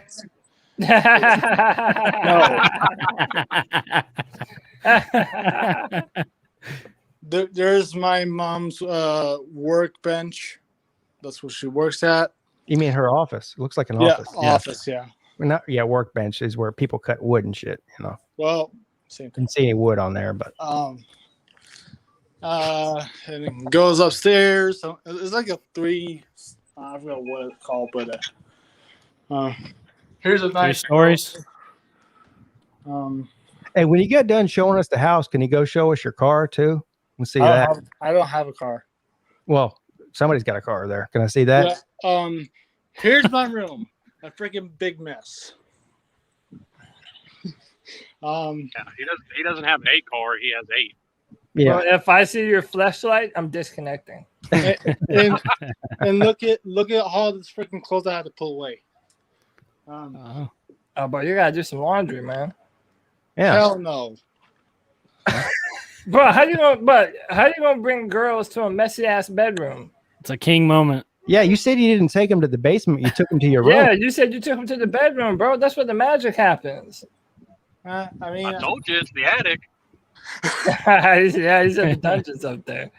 Bro, that's a sacred space, man. You gotta keep that spot clean. There's my kitchen, or our kitchen. That's gas stove, by the way. It's in your fridge now. That's the. Oh, no! Here's another person here. Hey, Dad. Hey. Who's this? Hey, tell your dad to wave to YouTube. Hey, what kind of car is that? That's a Dodge Durango. That's nice. Look at him out there doing work while you're over here fucking off, Nate. Yeah. You need to go help him. Looks like he's doing something important. Bro, I can see why MTV canceled Cribs, bro. This show is terrible. There's my equipment. My what?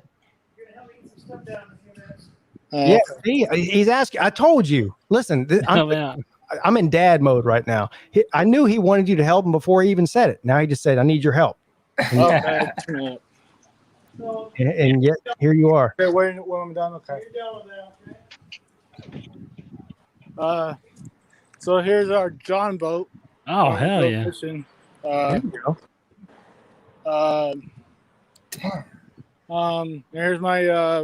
Here's my little brother's current car right now. Oh, what year is that? It's a Tahoe, isn't it? What year is that? 02. Oh wow! Yeah, that's nice. Running strong. Huh? It has long mileage right now too. 18 years old. That car can consume. Hope I don't step in poo. For anybody who just tuned in, this is the Pigskin Pete's episode of Cribs, Nate the Great's house. Hey, Duke. Please don't. I don't want to step in poo. Nate, you forgot to show us all the bottles of Cristal in the fridge. Yeah. This man. Try it. There. I'm getting about 2.5 frames per minute. It must be windy there in Nebraska. Yeah. Sounds like it. And it's a hot as hell day up here in the Midwest too. It's 92 in Des Moines right now. Everybody's dying, including me. Stop it with that. Oh, bro. That's like all these Southerners complaining when it's 40 degrees outside. That's what you sound like. Dude, I love it when it's cold. I hate to change the subject, but I'm going to. I'm on Twitter, and Max Preps just posted this clip of Arch Manning at the Clemson camp right now. Oh yeah, throwing a dime in the end zone, dude. And from what I've seen, all of the max preps, 5-star stuff, they all say that he's probably leaning toward Clemson. Hey, Pete, there's my mom right here. Hey, what's up? Hey, Nate, don't do that. Mrs. Mama Nate, I'm going to try to meet up with your son and go to the College World Series with him. There you go. Really? This year? Yeah, this year I'm hoping to get over there. I live in Des Moines, so I'm the closest one of the whole community to where Nate lives. Oh, nice. We love going to the College World Series. Yeah, it's only like 50% though. No, I heard that they were going to open it up. Well, that's 50% capacity, I thought. I think they changed it. Oh, okay.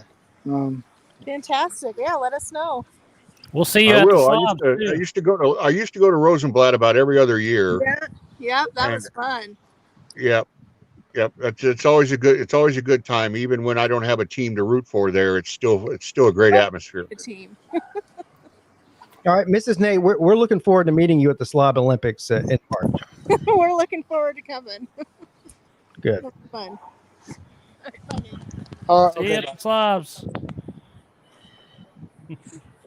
Slob Olympic news for you, Pete. Yeah. I'm subscribed to a guy on YouTube who does a lot of miniature golf videos. And they just put apparently he was just there. He hasn't posted the video from it yet, but they just put a brand new mini golf course in that's all Lego I couldn't take the wind anymore from Nate. Go ahead. Yeah. Apparently this putt course is all Lego / Pixar themed. Oh. And he was raving about how high quality of a course it was, and this guy's pretty picky about, so that doesn't, I'm not saying that needs to be an event. I'm just saying if you guys are looking for something like, hey, let's go kill a couple hours, what would be fun? I'd be willing to make the whole event miniature golf because I'm going to win that. That sounds like fun. I didn't know that waspy upper class people played miniature golf. They do up here. There's a very there's two courses in Des Moines, and one of them is kind of I don't know, with the windmill and hit it through the clown's mouth and all that kind of silly thing. And then the other one is some of them are like par 3 and par 4 holes that have multiple parts to them, and they're on the side of a hill, and it's a real challenging course. But hell, it costs you like $12-15 to play 18 holes of mini golf. That sounds like fun. Oh yeah, mini golf. Oh yes, yeah. I'm not kidding you, Pete. But it's a real well made. I mean, it's like the Augusta National of mini golf courses, I guess. Yeah, it's highly it's highly rated and AstroTurf. Gotcha. Extremely difficult. It's not something, this isn't the kind of mini golf place you'd take your 8-year-old kid and let him smack it around. I mean, they're not playing there. I've never heard of a place like this. Hey, Cody, is there any chance that we can get you to come to the Slob Olympics? Where is the Slob Olympics at? It's in Pigeon Forge, Tennessee, March 11th through 13th. March 11th through 13th. There's enough time. Yeah, maybe so. And we need to get you there. Yeah, I mean, you fit the profile. Yeah, man. Dude, I'm definitely a doctor's appointment like chess. Yeah. We had a great time last year in Atlanta, and we think it's going to be even better time this year. And so, yeah, you need to look into it. Yeah, man. It is going to be a better time. Sounds like a damn good time. It is going to be a better time because I'm going to be there Wednesday acting both. Me too. I think I might be there too because we want to spend a day at, not we, she, as in Mrs. Pete, wants to go to Dollywood one day. So we're thinking either Wednesday or Thursday. That's the end of that discussion. What Mama wants, Mama gets. Yeah. Well, I'm going to be there. I'm going to be there Wednesday because the Wednesday before is my birthday. So I'm not going to work. I'm going to go to Pigeon Forge. I'm going to take a whole week off or something. Well, that'd be all right then, Slim, because then somebody will probably be there Thursday morning to get you out of the drunk tank. Probably. Well, actually, if your birthday's Wednesday, I'm guessing Slim's going to tie one on. Actually, Jesse's going to be there Wednesday too, so they might have to come get both of us. You might have to get all three of us. It's quite Okay. frank. If you two and Jesse start going at it, holy cow! Yeah. Well, why do you think he did so bad at the Slop Olympics? Because we decided to drink till 4 in the morning. Oh my God, Pete and Slim at the Slob Olympics, y'all closed it down. I remember that. Definitely still drunk the next when we were doing the Slob Olympics. I was still drunk for the first half of it. No doubt about it. That's why I didn't participate in the 40-yard dash, because I might have fell over, and that's about as far as I got. Yeah. And then Jesse tried to take us both out with a shoe, and neither one of us got out of the way. I am prevented by medication from having very much alcohol anymore. I can have a mixed drink every now and then. Doctor says if I sit down and I can have 2 beers maybe if I'm having a meal with it, but I can't go out and drink like I used to. I can't So you're do telling that me anymore. the medication that you can take, then you won't drink as much? What's that? Can you tell me the name of that medication? I'm writing it down right now. It's a medication you do not want, sir. It's called diltiazem. And I definitely don't want anything that sounds like that. No, you're right. No. Way too many syllables. Diltiazem. Yeah, I don't wish anybody to have to take this. It's for people who are recovering from an irregular heartbeat. Yeah, I definitely don't want that. No. Yeah, I had an arrhythmia attack November 2 years ago, and then they did it was not a heart attack, just my heart got out of rhythm. They insisted, no, you did not have a heart attack. Your heart is not beating in a regular rhythm.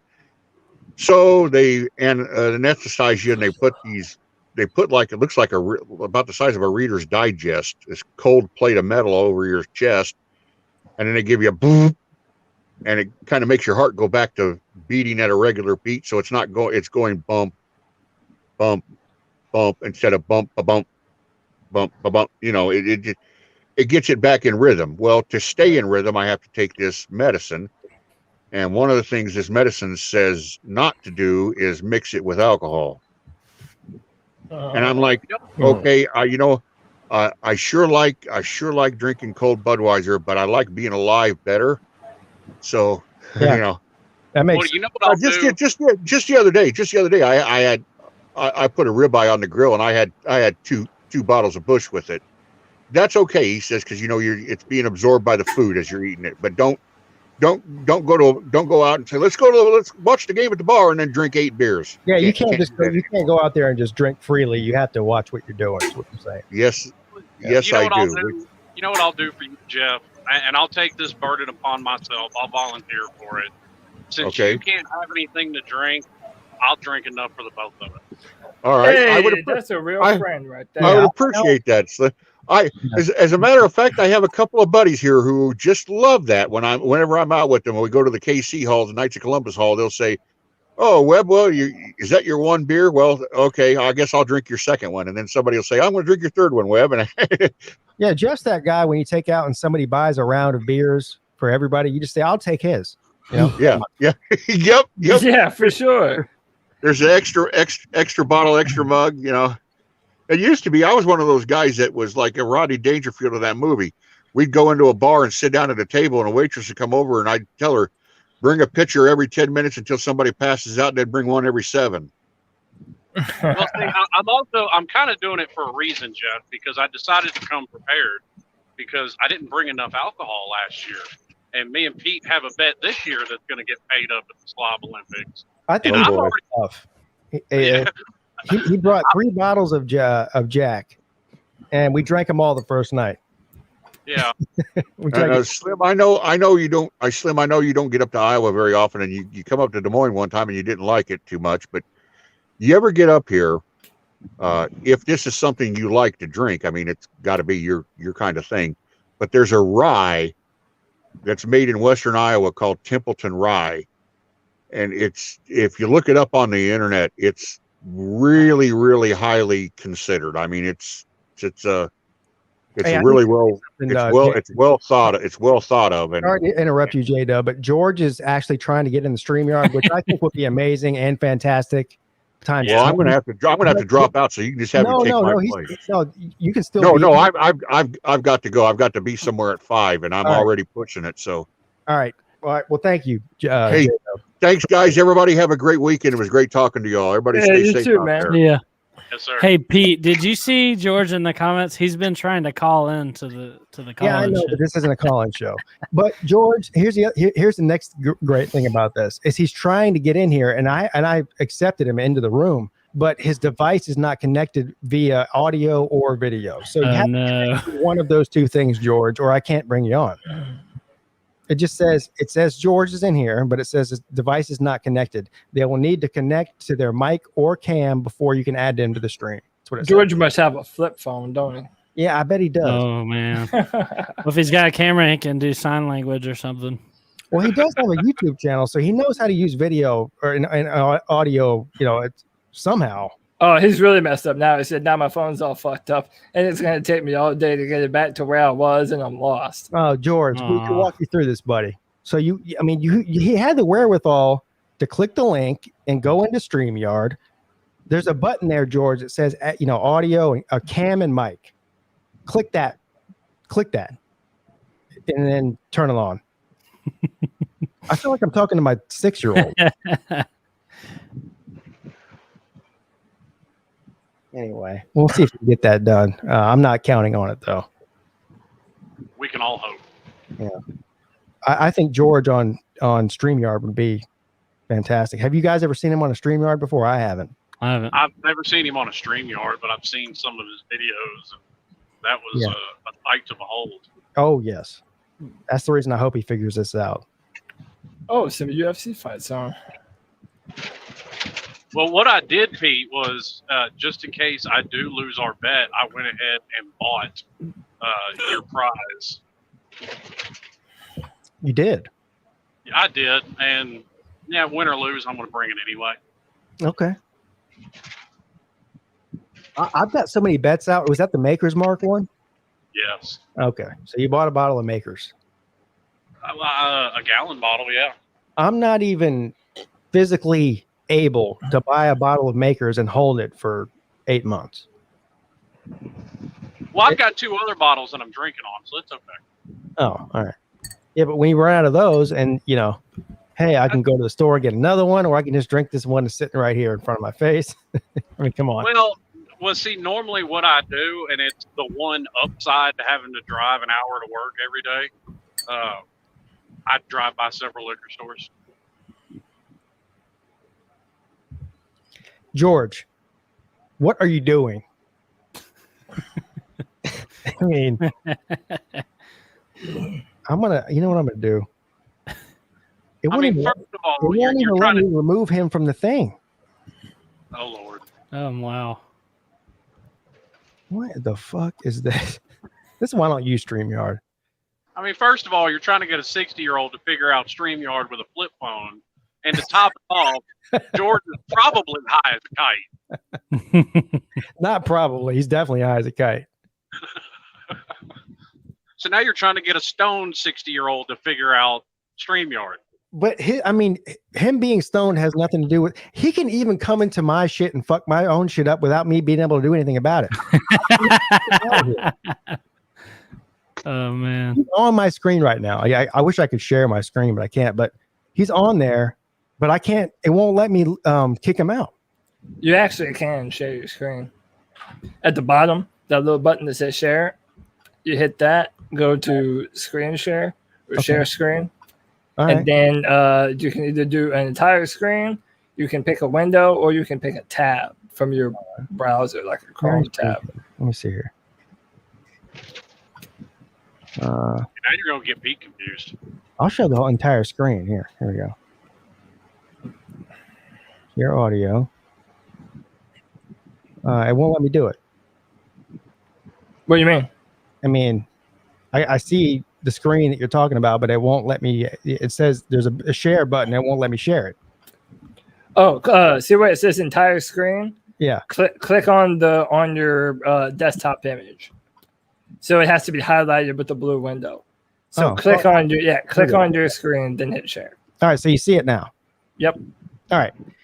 So you see right here, down on the bottom right, it says George. Right here. Yeah. Yeah. Device is not connected. Well, I think I can ban him from the studio. Here it says. Oh, kick from studio. There we go. Do that. Kick guest. There we go. It's bullshit over here. All right, George, try again. And if you want to stop sharing, just hit that button. The one that said stop sharing? Well, just trying to help. Yeah. George needs help. So No, I figured thank you. everybody I didn't know I could share my screen on here. So I always thought that I only use StreamYard very, very rarely. Yeah, so we use this every Tuesday. Things that I see all people doing all kinds of shit on StreamYard. I thought that was just for the paid version. I don't pay for it. So no, it'll let you. I believe it'll let you have up to either 6 or 9. It's one of those two. It's either 6 or 9 people before you have to pay for it. Right. It's 6 on the unpaid version, 10 on the paid version. Right. Yeah, and then it also lets you multi-broadcast to YouTube, Facebook, and Periscope at the same time. Facebook and Periscope are two things I don't have. So I don't blame you, man. You're doing something right. Yeah. Facebook is a cesspool. I never go to that fucking website anymore. Says the guy hanging out on that cesspool called Twitter. Yeah, all right, touche. All right, you didn't have to share all the common sense. There's a difference. You can be anybody you want to be on Twitter. You can on Facebook. That's the reason I'm on there. Is because they wanted me to send them a picture of my license that said Pigskin Pete was my name. And I emailed them back and told them fuck off. And that was man. I had the same problem with the Slim Shady Kane's Facebook page. And I'm just like, seriously, are y'all that stupid? Because I think I pissed off a bunch of Florida and Florida State fans, unsurprisingly. That's not hard to do. Well, no, it's not. But I came to figure out that I think it was Florida fans because who was it? I think it was Squidtard told me on one of BVD's shows. Apparently, there are Florida football forums dedicated to how much they hate me because of how bad I rag on them. No way. You mean Florida or Miami? Yeah, FSU. Well, no, I would say there's probably more Miami fans that don't like you than Florida State or Florida put together. Yeah, well, if they quit licking windows and eating Tide Pods, I'll quit talking shit about them. Well, there you go. That's hilarious. Dude, if it wouldn't get kicked off of YouTube, I would share this UFC fight with you guys. Yeah, don't do that. No. Yeah, definitely won't. There's a lot of people that would like to see me get kicked off of YouTube, but you're not one of them. Nah. And fuck those people, bro. Yeah. Hey, I got a question. Slim Shady and Sea Dog. You're newer to YouTube, so you'll figure this out. It's only a matter of time before the people that hate you most on YouTube are Georgia Tech fans. I promise. I haven't had any. Well, okay. Here's something funny. I got in an argument with a Georgia Tech fan the other day that we should still be running the triple option. Yeah, there you go. And that we're going to lose to Kennesaw State. And I mean, Cody runs a Panthers channel. Slim Shady doesn't run a channel, but everybody knows who he is in the community as far as a Canes fan. Is there anybody, Cody or Slim Shady, that hates or gives you more criticism about your content than your own fan base? Oh, no, not at all. And by the way, the people that hate you the most are your biggest fans because they keep on coming back to hear the shit that makes them mad. That's funny. So, yeah, you just play into it. That's funny. Oh yeah, I mean, a lot of times, like I've stopped here recently, but I would go on to Miami Hurricanes channels all the time, and I'd go in there with just the express purpose of pissing them off and telling them how stupid they are. Oh, I'm not saying it's not great. It is great, but it's a fact, you know. Well, it's also so fun because it's other than South Carolina fans, there's no people that hate me more than Clemson fans. And I have a bunch of Clemson fans that are, that do like me. I'm not saying that, but as a whole, it's not really even close. So what do the Clemson fans hate you for? Well, because it's not just me. Like, if you ask Uncle Lou, he'll tell you that Georgia fans hate him the most. He's got a bunch of Georgia fans that like him, but yeah, when you're passionate about a certain team, everybody has their own opinion on the way things should be done or whatever. Oh, yeah. And if you disagree with their point of view on that, then they hate you even more than an opposing fan base would, because they're more invested in it than they are. Right. Dude, for the better part of 6 months, I had to fight with idiots on YouTube and Twitter who were arguing with me that Teddy Bridgewater was a franchise quarterback.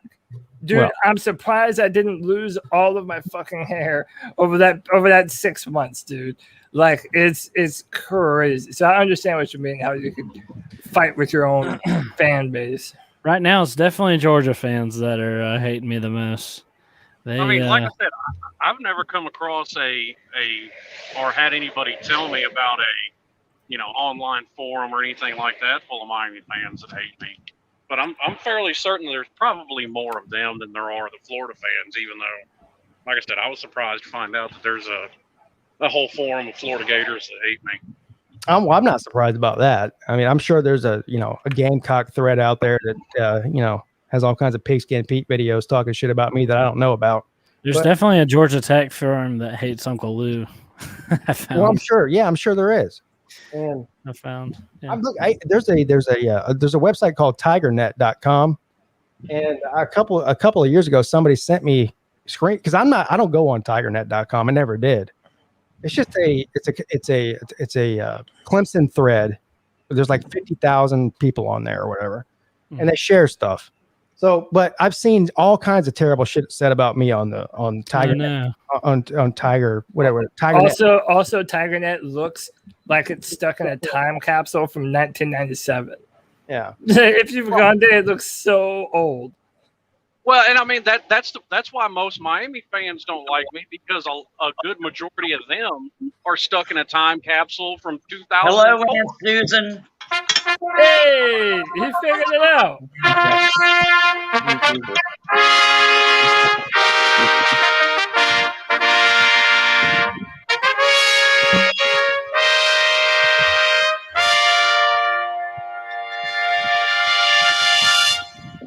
It's like when a baby's born, you don't remember the pain anymore. George. Yeah. I don't care what you smoke. Can you just not do it on screen, sir? I'd appreciate that. It's tobacco. I'm Indian. From India. I believe him, yo. I don't know why, but I do. Oh, my God. That looks high quality, too. George, I fired you 3 minutes into your interview for the co-hosting job, and I'm going to kick you off 3 seconds into your first StreamYard appearance. What are you doing? I'm trying to figure out how to put my phone. Okay.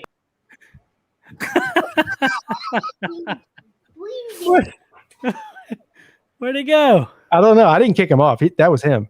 Oh, no. Yeah. George, we're sorry. Come back, please. Come back, George. Please. Baby, come back. You can blame it all. We didn't mean it. In the pipe, man. We didn't mean it. Oh, man. Is it illegal to smoke a pipe on YouTube? I mean, why chance it? I think, I don't think it's not illegal, but there definitely will restrict the video. What the hell just happened? Yeah. Hey, I got a question for anybody that streams games on here. Well, Pete, I guess just enough. But so obviously you can't show the game being played. Do you think you'd get in trouble for cropping it to just show the part where it's like the scoreboard? I don't know why you'd want to do that, though. You could probably there's places you can go to like show just the score without showing any. Oh, is there? that'd be perfect. Okay, like a live update, so you don't have to type it into the Streamyard. Like, I think there might even be banner. I think there might even be like an app or something. I don't know where you can just get the live scoreboard and not. That's a good idea. And not the copyrighted material. Also, I'm assuming you can't play the audio either. Well, see, I've struggled with that in the past. Is I think, like, I've had it on in the past because I just watch my TV, right? It's not hooked up through my computer. Right. So I have the volume turned down low enough to where it's not being heard over my microphone, but I can still hear it type thing. But I think it just depends on, if you were pulling the straight audio and it was very loud and clear, that might be copyrighted. I don't know. Okay. But I don't think that if it's in the background playing, I don't think you'll get flagged for that. Okay. Personally, I wouldn't chance it. Yeah. Just because, like, even I was doing some StreamYard videos breaking down draft eligible players. And on StreamYard, even if you're streaming live and you're showing video, they can tell if it's copywritten somehow, some way. And I was streaming, and they'll pull your video while you're in the middle of streaming. Okay. So, I mean, I personally wouldn't do it, but again, I don't. Like I said, I don't necessarily know all the rules. Yeah. And then I feel like YouTube doesn't even treat everyone the same. Like, See, some people get away with shit. Yeah, they don't. They definitely don't. But What I don't get is George. you can't show the game, but you can show highlights, and that's okay. Yeah, that's weird. Highlights get demonetized. I have an opinion on this. Why wouldn't everybody just watch the game on their own home devices and then be on the YouTube channel talking at the same time? I mean, that's what I do. Why go through all the trouble of trying to hack it, And I don't even like to be on stream during any of the games. Like, we do reaction shows and we do our Tuesday night show, but during the game, I don't want to fucking do anything on the computer. I've only done it one time, I think. I agree. I'm just trying to watch. Yeah, I'm just trying to watch the game. Time. That's me time. That's personal Yeah, time. man. I like to get fucking crazy, man. Say all kind of dumb shit during the game, like. Yeah, that might not be the best thing for YouTube. Yeah, that's why I was saying I didn't want to like type it into a banner every time. I was just thinking of a way I could have it and then let it ride while I was watching the game and but everybody knew the score and knew what I was talking about. No, Pete's right. You could probably find it. I'm going to make an executive rookie mistake right now and bring whoever this is on, but I don't know if it's going to last long. We'll see. Can't wait. The two knuckle shuffle. Woohoo! Who's that? I don't know. Their mic's turned off. I can. Okay. Yeah. Okay. All right. Back to normal. Another kid, dude. I swear. It's the same kid over and over again. Pete is popular with the 12 to 15-year-olds. That's funny. Anyway. That's funny. That is funny. They can't break into Uncle Lou's channel, so they're starting out with Pete and Mark Rogers, working their way up. There's no breaking into anything. It's a StreamYard. What do you think he wants? What does he want to say? Trying to help. Pete, I had to download the new Google Chrome. I had to open up a live stream thing from my own YouTube channel, give my phone permission to alter and erase anything and my location. It's insane what I just went through trying to get on here. It was all the government's fault, George. Now, whatever. They know where I'm at anyway. I've had a chip up my ass since 1960. I ain't worried about it. Damn. That's a long time. Some people have a chip on their shoulder, but I have a chip up my ass. Why do you think they take every baby for a couple of minutes from their parents and say, we'll bring them right back? Oh, they chip them. We got to wipe them off real quick for you. We'll be right back. I was always wondering why they did that. Now I know. They're chipped. Yeah. Hey, listen, my son is here right now. He's 25 or something. He just had a baby with a girl in the hospital. He just had a son. He just had a daughter with a baby with his girlfriend in the hospital. He never, ever, ever, ever let them touch that baby after it came out of the birth canal. They handed it to their mother, and him and her wiped it off. And they spent the next 24 hours trying to touch that baby. And every time my son would step between the doctor, the nurse, and say, step back. You're getting too close. There's no reason for you to touch that baby. When they left the hospital, they wanted to vaccinate the baby. They wanted to draw blood. They had a psychologist come in. And when they left after 24 hours, listen, this is true. The hospital administrator, my kid heard me. He just came from the other room. Yeah, that hospital administrator said, we could take that baby from you if you want to. These people are fucking evil, man. Holy shit. Like, don't touch my baby. Are you kidding me? Well, I'm perfectly normal baby to this day. This is the only unvaccinated. I understand where you're coming from with this, George, but if you go to the hospital to have a baby, the hospital is going to do hospital shit. You know what I mean? I agree. Listen, they paid $3,000 for a midwife. Have a baby at home in the bathtub like the rest of the They paid $3,000 for a midwife. Hey, listen, they paid $3,000 for a midwife, and she was scared because it was this girl's first baby. We should sue the midwife, but we're not going to. That's how that happened. The midwife punked them out. George, I have 2 questions for you. I have way more than 2, but go ahead. I have 2 questions. Well, this just started. We'll see where it goes. What was it like to live in Area 51, and how did you escape? Area 51. Oh, that's Washington, D.C., right? Is that what you're talking about? No, it's in Nevada, George. No. They're talking about making Washington the 51st state. That is the official Area 51. Okay. That makes sense. He is right. Listen, George, this is why you have the baby at home and have a firefighter come deliver it. Yeah. I know a firefighter that's delivered like 150 babies in his career. Yeah, I agree 100%. Are we just going to gloss over the fact that George said that Area 51 was the 51st state of Washington, D.C.? And he's not wrong. It makes sense. It's pretty obvious that's where all the fucking aliens live. Have you seen any of them? The lizard people. Right, the reptilians, bro. Whatever. Fallen angels, Nephilim, shapeshifters. Oh, man. They could just be people like us wearing masks. I don't know. The skinwalkers. Okay, well, if that be the case, George, what planet is Mark Zuckerberg from?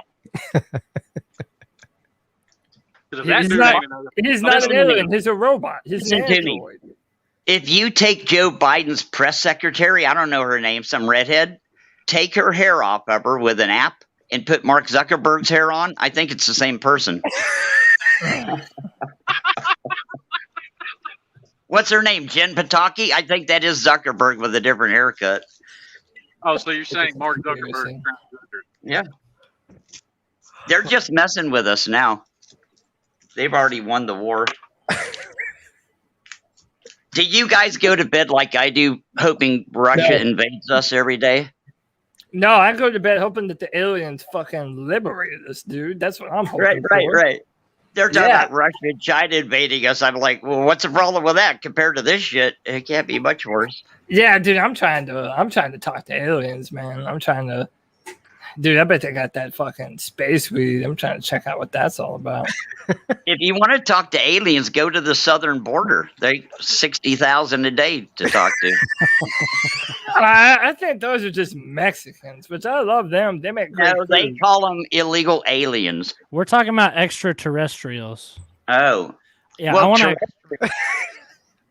Terrestrial means earthbound, so extraterrestrial means they would have came from outside the ice wall, outside the what is this, Game of Thrones, the ice wall? Well, yeah, I mean the Earth's flat, right, George? I'm not sure. Well, I haven't been there yet. I've been to the edge. You can't tell me I'm lying. I'm leaving next week to check it out. When I get back, I'll let you know. Hell yeah! Well, look, I'd like to try my hand at George, if this is cool, y'all. Because I know I've given him a hard time, but some of the stuff he's saying might sound crazy. But I know all of us just saw Dr. Fauci, the doctor for America, just get exposed for lying about the damn coronavirus. Oh yeah, that Hobbit control. Yeah, and Candace Owens is now about to try him, and they're going to try to put him in jail. So it's like, yeah, he's going to Epstein. He's going to Epstein Island, is what's happening. But they ain't putting none of those motherfuckers in jail. I'm gonna go ahead and spoil your party. Nobody's going to jail for anything. Nobody's ever no gone to one's jail. going to Nobody jail. ever will go to jail except your local crack dealer. That's it. Dude, they let Jeffrey Agreed. Epstein I'm just fucking saying. kill himself. I'm just saying, to think that everything is just perfectly fine and that all these people are telling the truth, you're joking. Oh, yeah, man. Like, And dude, how about this? How about to this? see Chad? these people make millions of dollars off of us being scared. This about show is a going fucking virus downhill real that's the quick. least Nobody's deadly. telling the truth. They're all lying, but George is Luanon. out of his fucking mind. I mean, that doesn't change that. Okay, Welcome to okay. I'll agree with that. Luanon. I'll agree with that. I said Luanon. But yeah, the government. But I don't even know. I'm gonna shut up. I don't even know what I'm talking about. Yeah. Now, George, No, I have I another. know what you mean. I heard It's all up in the air right now. George, I heard a rumor The about only conspiracy that I know is not true is that Nate the Great does not eat peach meat. That's true. Yeah. He's the booty. Peach meat. He's the booty, right? I don't even know where to start. Booty hole bandit, He baby. passes up the pizza meat for the booty. What did Nate do to deserve this? Eat He booty. said that. He said he wanted to come down and eat ass. Yeah. Bro, homeboy was slapping slap shots up against the wall. He definitely needs a drywall. He needs a drywall. I guess he brought that on himself He then. needs a lady. Yeah, I like how Hey. I like how he gets in that after he's completely destroyed the wall. Yeah, right. Yeah. It doesn't matter anymore. Like, maybe I should have done this earlier.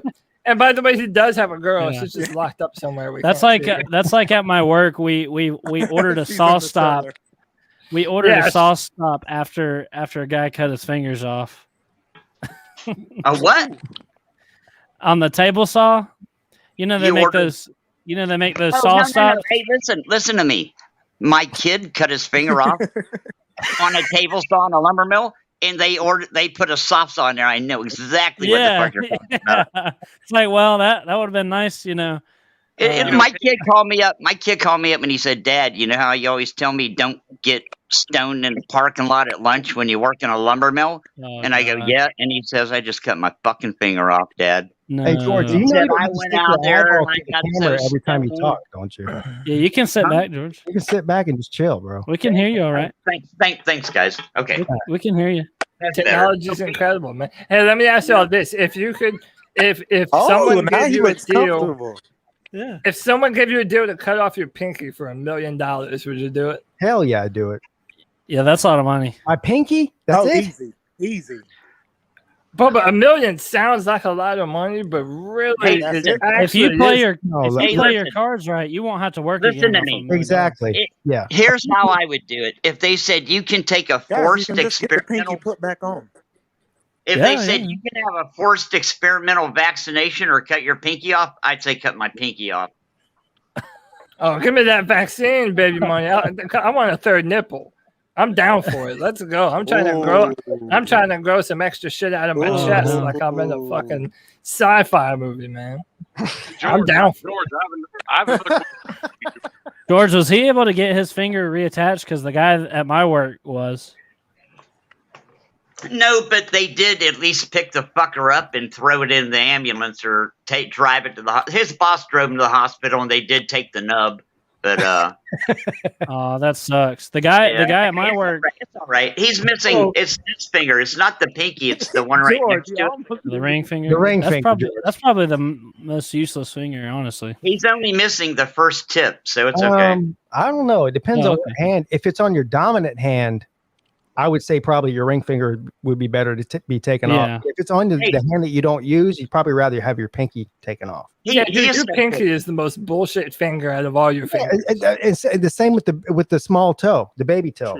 Yeah, it doesn't do shit. No, baby toe. I think doesn't do shit. I think your toe. I think you guys are underestimating your toes. Like, them things are important for like balance. Oh yeah. No, not your toes, your pinky toe. Well, yeah. Yeah. The For pinky toe. I mean, yeah, that would pinky mess up toe. your balance. You know, Right. It would. Bro, you could live with that. You'd have to get used. Yeah. You could live with it for sure, but I mean, as long as you're not, doing the Olympic, The pinky toe is the only one. you'll be all right. I don't know. I'd rather be missing a pinky than a pinky toe. I'll tell you what, my pinky Yeah, toe me too. nail is about useless. It's like not there. Barely even. Yeah, mine too, dude. My pinky toenail is like barely even existing. Like not even. Yeah, it's time. Yeah, it's like this little fucking poor excuse. Like, dude, what are you even doing? Yeah, you're embarrassing the fuck out of me. B-Dog, And you're a pro. wish.com. Listen, Yeah, bro. when a predator sees you walking across the African savannah without a Yeah. pinky toe, it's after you. I They don't can't think- tell if you're George, I missing don't a think you pinky. can just if you have a pinky toe or not. It's going to kill you anyway. No, I they agree. can tell by your gait, your limp. You know, they can't tell if you're missing a pinky finger. You're all right. Oh, true. Yeah. A toe is much more important. Yeah, but are you gonna limp if you're missing your pinky toe? No. maybe if I you don't just think so. lost it. For a while, you are. Well, it don't matter if something's chasing you in the plains of Africa. You're fucked. Yeah. Yeah. What are we doing on the plains of Africa again? That's true. Hey, George, I've got another question for you. Hey, Oh Lord. Are we poaching? yeah, I was like, I'm not going there. Are we poaching? I'm Are not we going to shoot an poaching? elephant. No. In that It- case, we're we deserve poaching. it. I think. Yeah, we're Yeah, gonna right. poach them.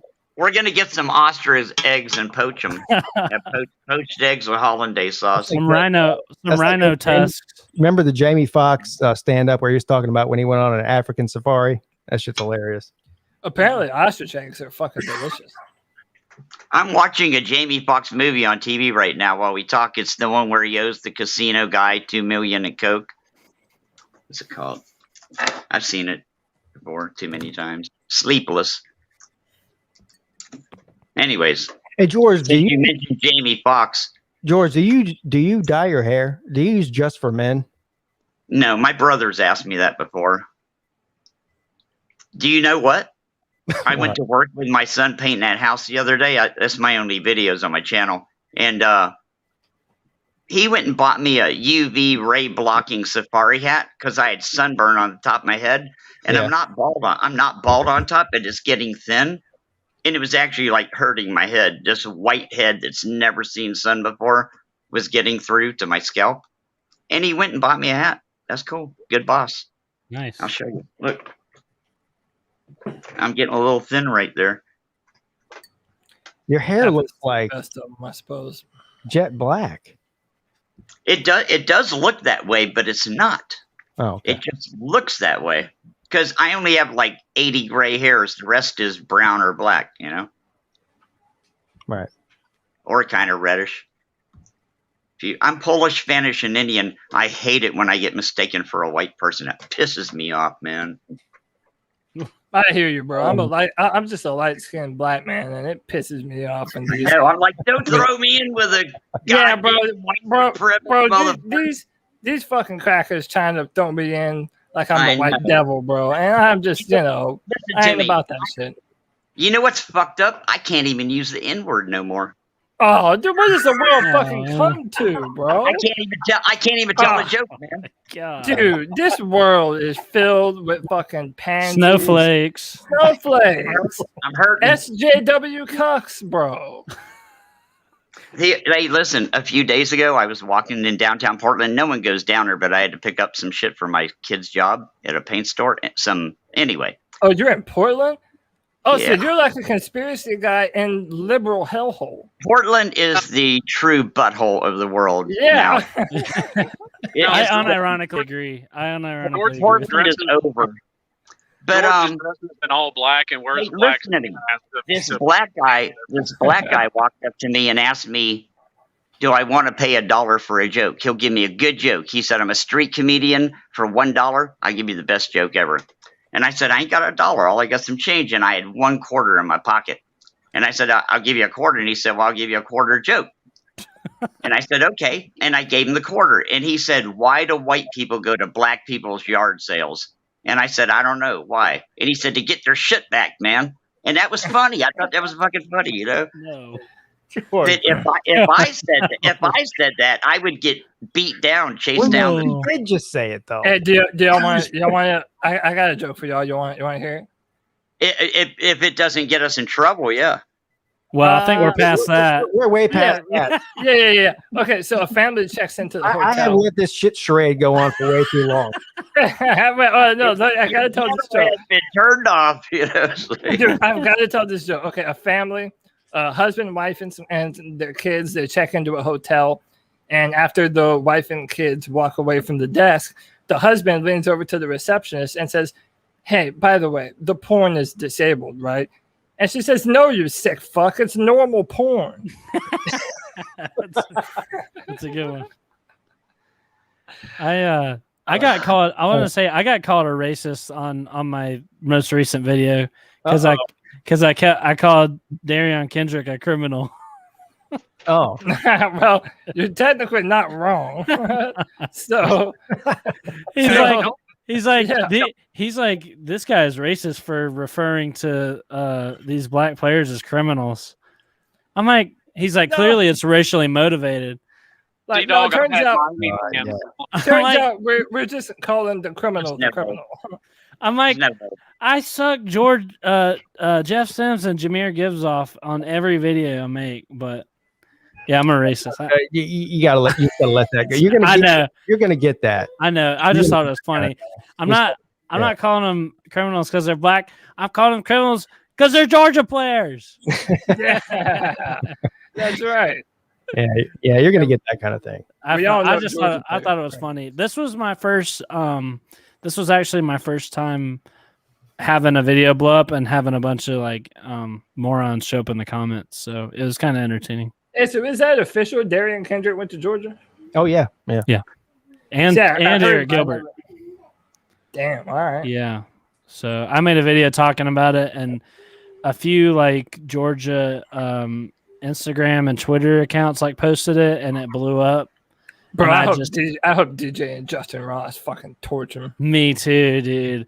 And I said that in the video. I even put a Clemson hat on. I'm like, "Go Tigers!" And they got, dude, they lit my ass up in the comment section.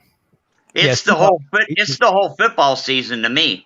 Clemson beating Georgia. I will coast on that for 6 or 8 weeks, man.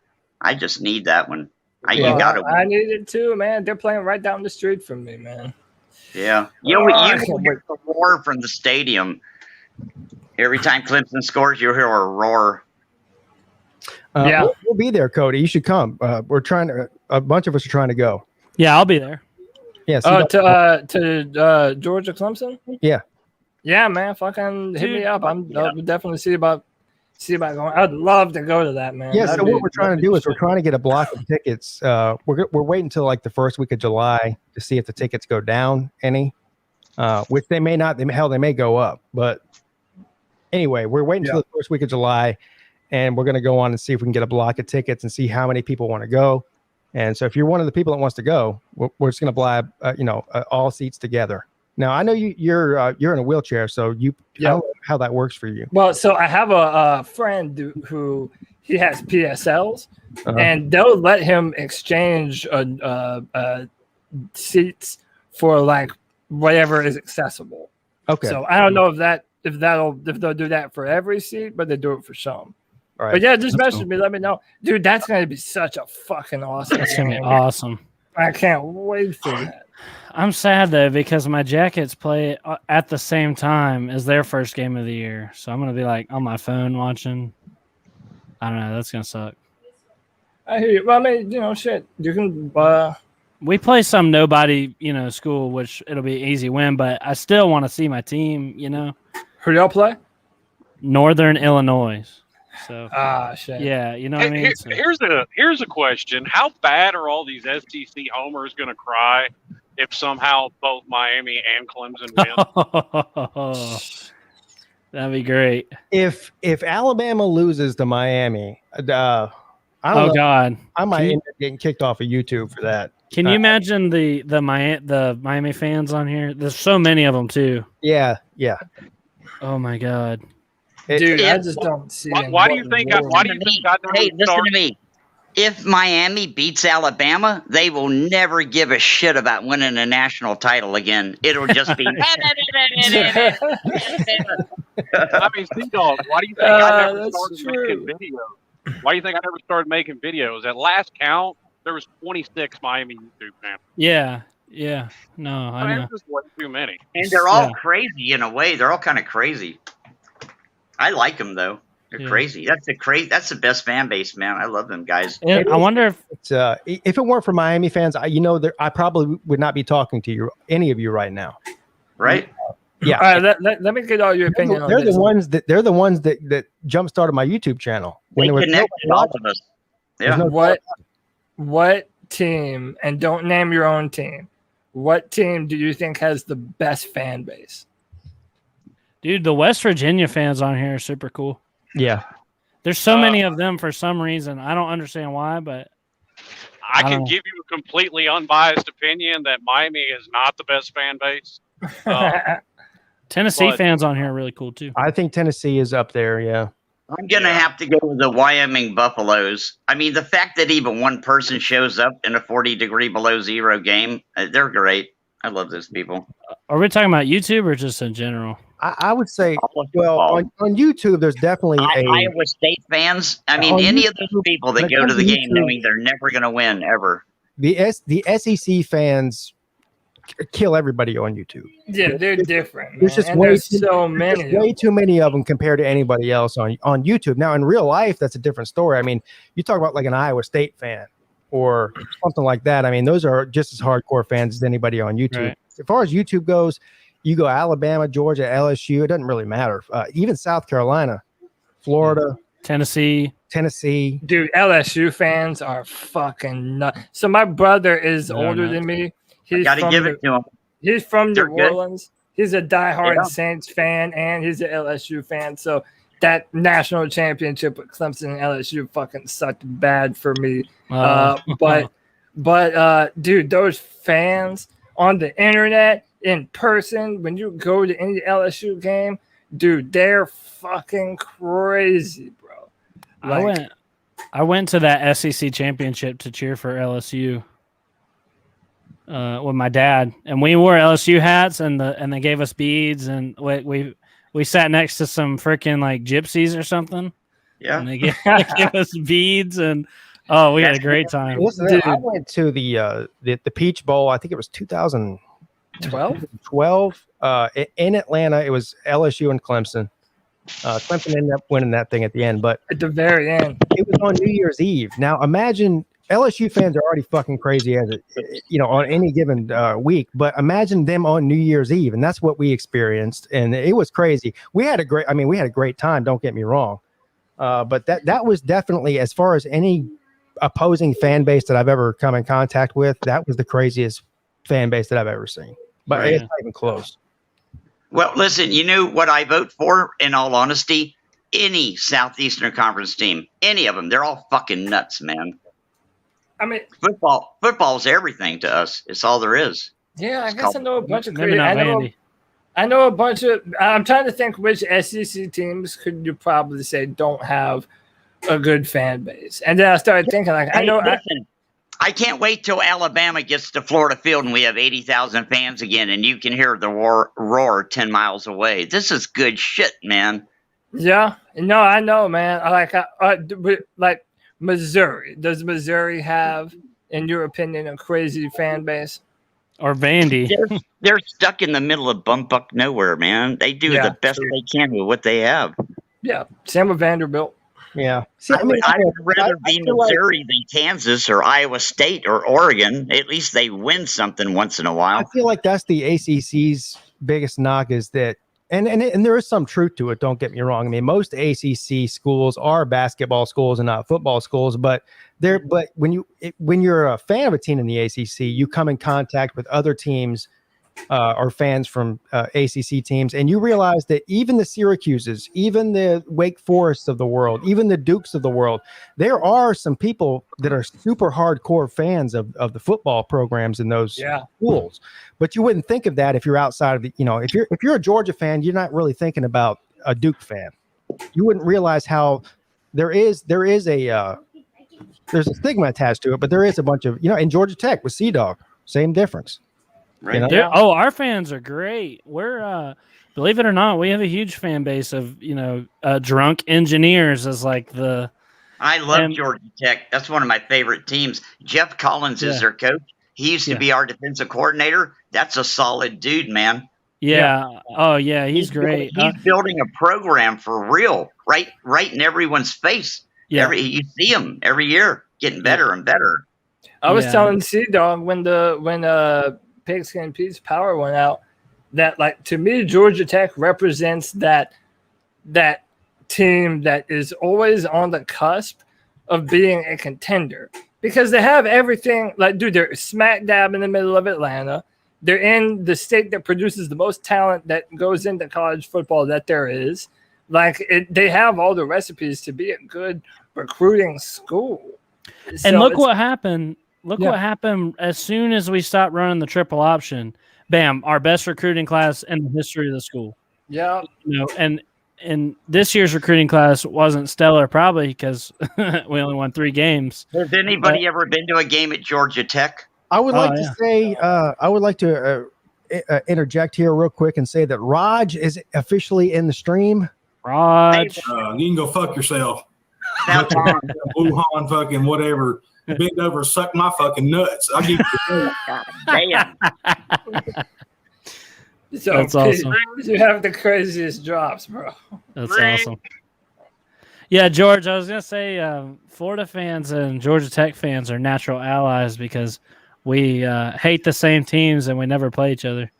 I never thought about it that way. I was thinking because when I lived there in 1980 or 71, I went to a game there.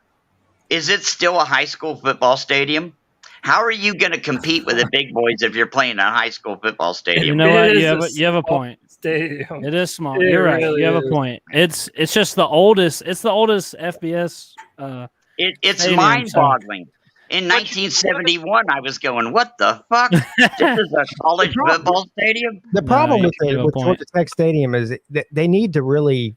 There's nowhere. There's not enough room to make it a huge stadium. Right. It's right downtown. Yeah, it's in the smack dab in the middle. All you have to do is talk to Howard Glazier, whoever owns the Falcons, and do what Miami does: play your games in the fucking Atlanta Dome. You know? No, yeah, but then you have to be No. associated with the Falcons. Yeah, I did not want to. I don't want that. Terrible. That's a good point.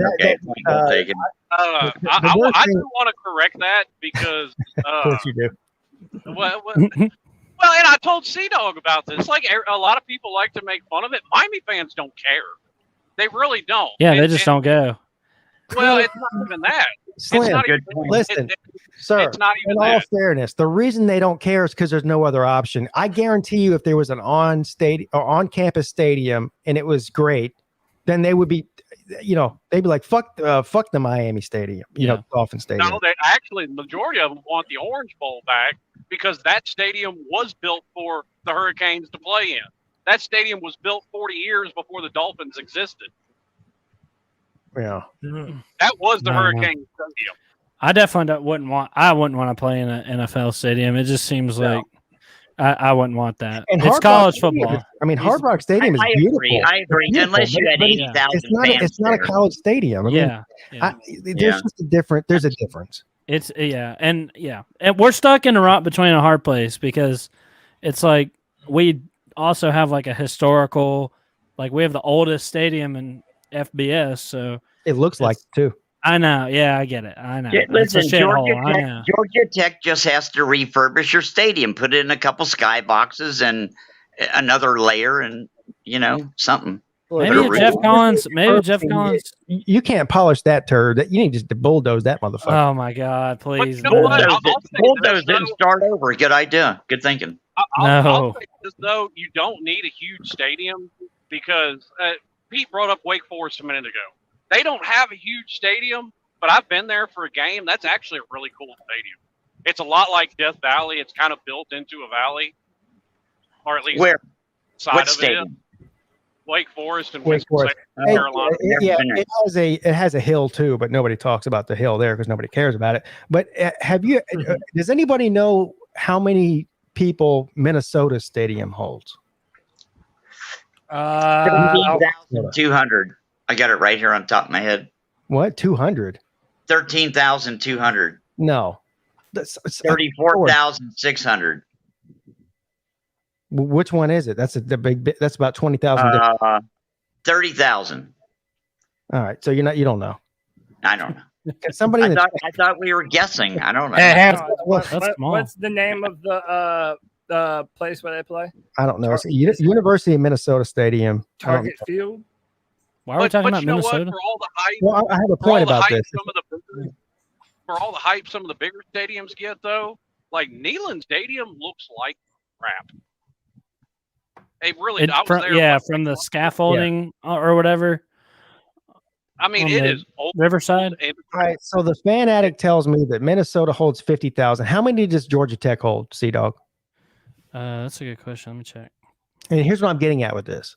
That's a good question. Is that Minnesota's stadium, and I think it was just, I don't know if it was I think it was completely remodeled a few, maybe 5 or 6 years ago. It's one of the nicest stadiums in the country.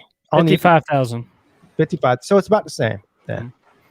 So this is a good point. So they could actually use that space that Georgia Tech is currently in. They need to completely gut it and rebuild it from the inside out, and make it like Minnesota. Minnesota Stadium is one of the nicest. I mean, they're one of the only major college football programs that doesn't have the bench, stadium seating. They have the actual seats, like an NFL stadium. It's nice. Yeah, we need to do seats because the benches they suck. Yeah. I've got an honest question. You just made the comment a few minutes ago that, okay, you'll give it to Georgia Tech. They don't have anywhere to put a stadium. Find me somewhere in Coral Gables to put a stadium, please. Well, it doesn't have to be necessarily on campus, but even if you do the South Carolina route and put it like 2 miles or 3 miles off campus, it's still close, but it's not on. Find me somewhere in Coral Gables to put a football stadium. Well, no, I've never been to Coral Gables, so I mean, are you telling me it's like New York City and they just got fucking skyscrapers everywhere? Because I mean, it's a rich neighborhood, is what it is. All those waspy old white folks ain't gonna allow it. all right, well, buy one of those golf courses and put a stadium on there, and then they got plenty of parking too. I mean, they'll do it for the price. Dude, all these boosters, Excuse man, me. they'll Can I pay talk? that shit no matter what. Can I talk? No. Nope. Okay, listen to me. I'm tired of Miami being collie-waddled or whatever's going on. If Miami gave What does collie-waddled mean? I don't know. I made it up. But if I Miami understand. gave a shit, if Miami cared about football, they would tear down the College of Science and History, and they would go rent them some space in a skyscraper somewhere and build a football stadium. There's no excuse for this. I have no idea what you just said. George, stop smoking. George. It's tobacco, it's just a little bit of the wacky tobacco. Wacky tobacco. Rest in peace, George. Well, I mean, it's a good thing George said it because I'm not going to take advice on a stadium. And George, George, hey, wait, hang on. I don't mean to interrupt you. I just want to let George know you can turn your camera off. You're the only one with the camera on. You can keep your microphone on and your camera off. He took me off screen for a second. I know, George. You see the rest of us aren't on camera right now. Yeah, you're the only one on camera right now. I can see it. I'm watching. There's Pigskin, Sea-Dog, Cody Lack. Right, but we're saying that you could smoke in peace without Pete having to bitch at you. Yeah, because he wouldn't be able to see you. Yeah, you see how you can't see me right now, George? Why would I care if he could see me or not? I don't care. I have no idea what we're talking about.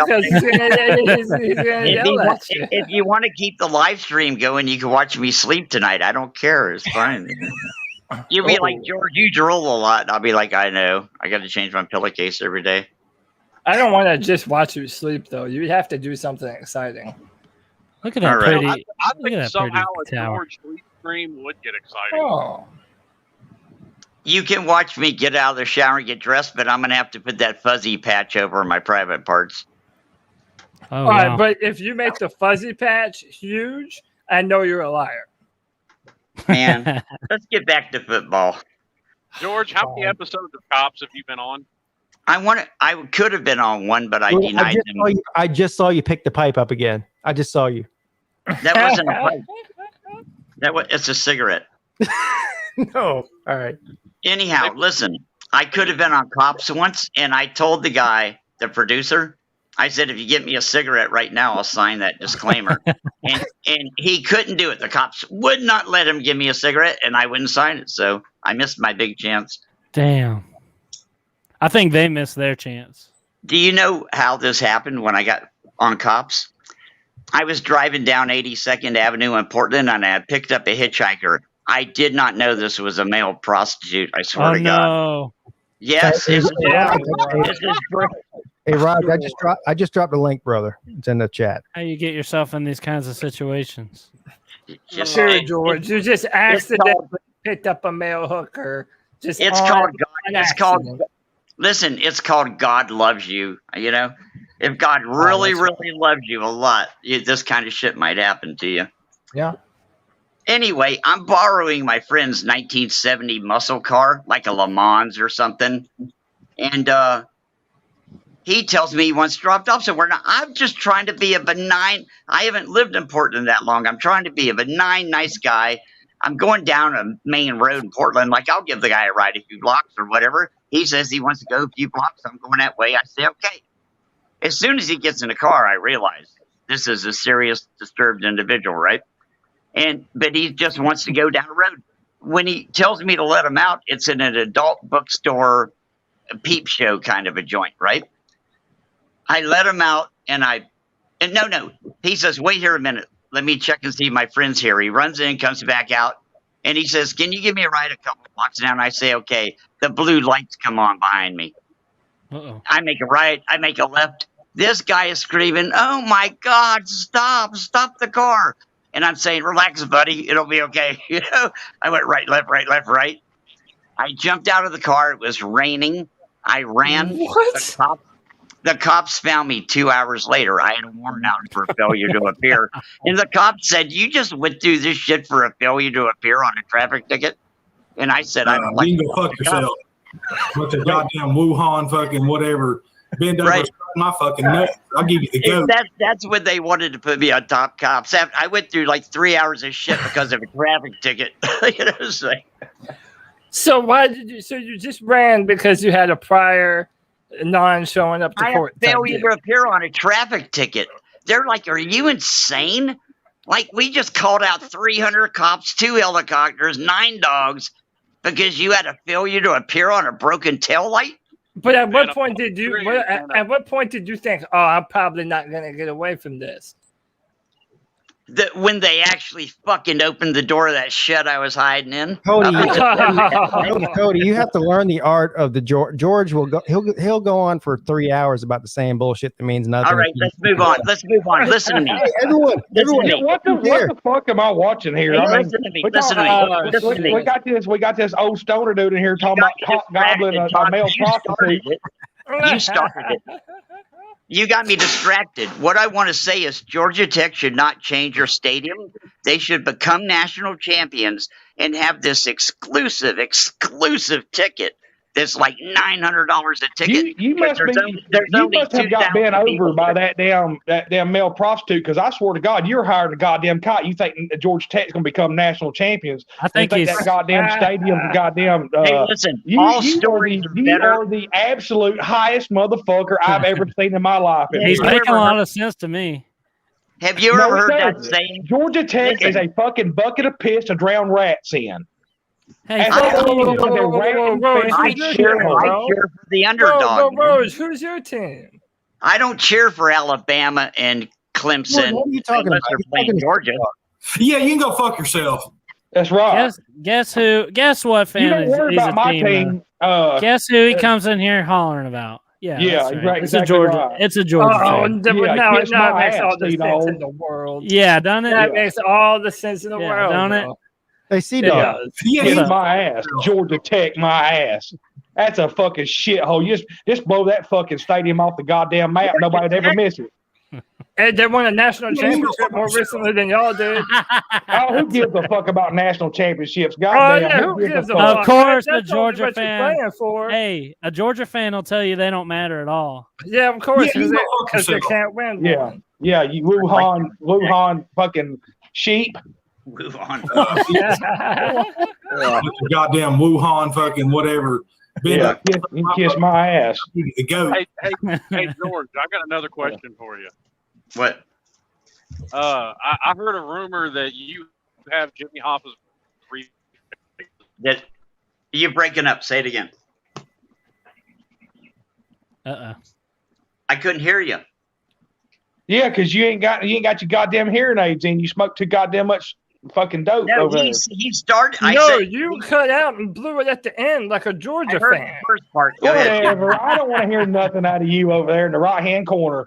Go make you a ham sandwich and sit in the back of the bus. No, Thank but you. I'm just gonna I'm gonna celebrate when my Tigers dirt stomp them puppy dogs, bro. Hey guys, I'm sure that you guys can hold this show down for about 4 minutes while I go down and refill my drink. All right. Yeah, I just came down here and drank a beer before I go to Pound Town like a grown man. I think we can swing that.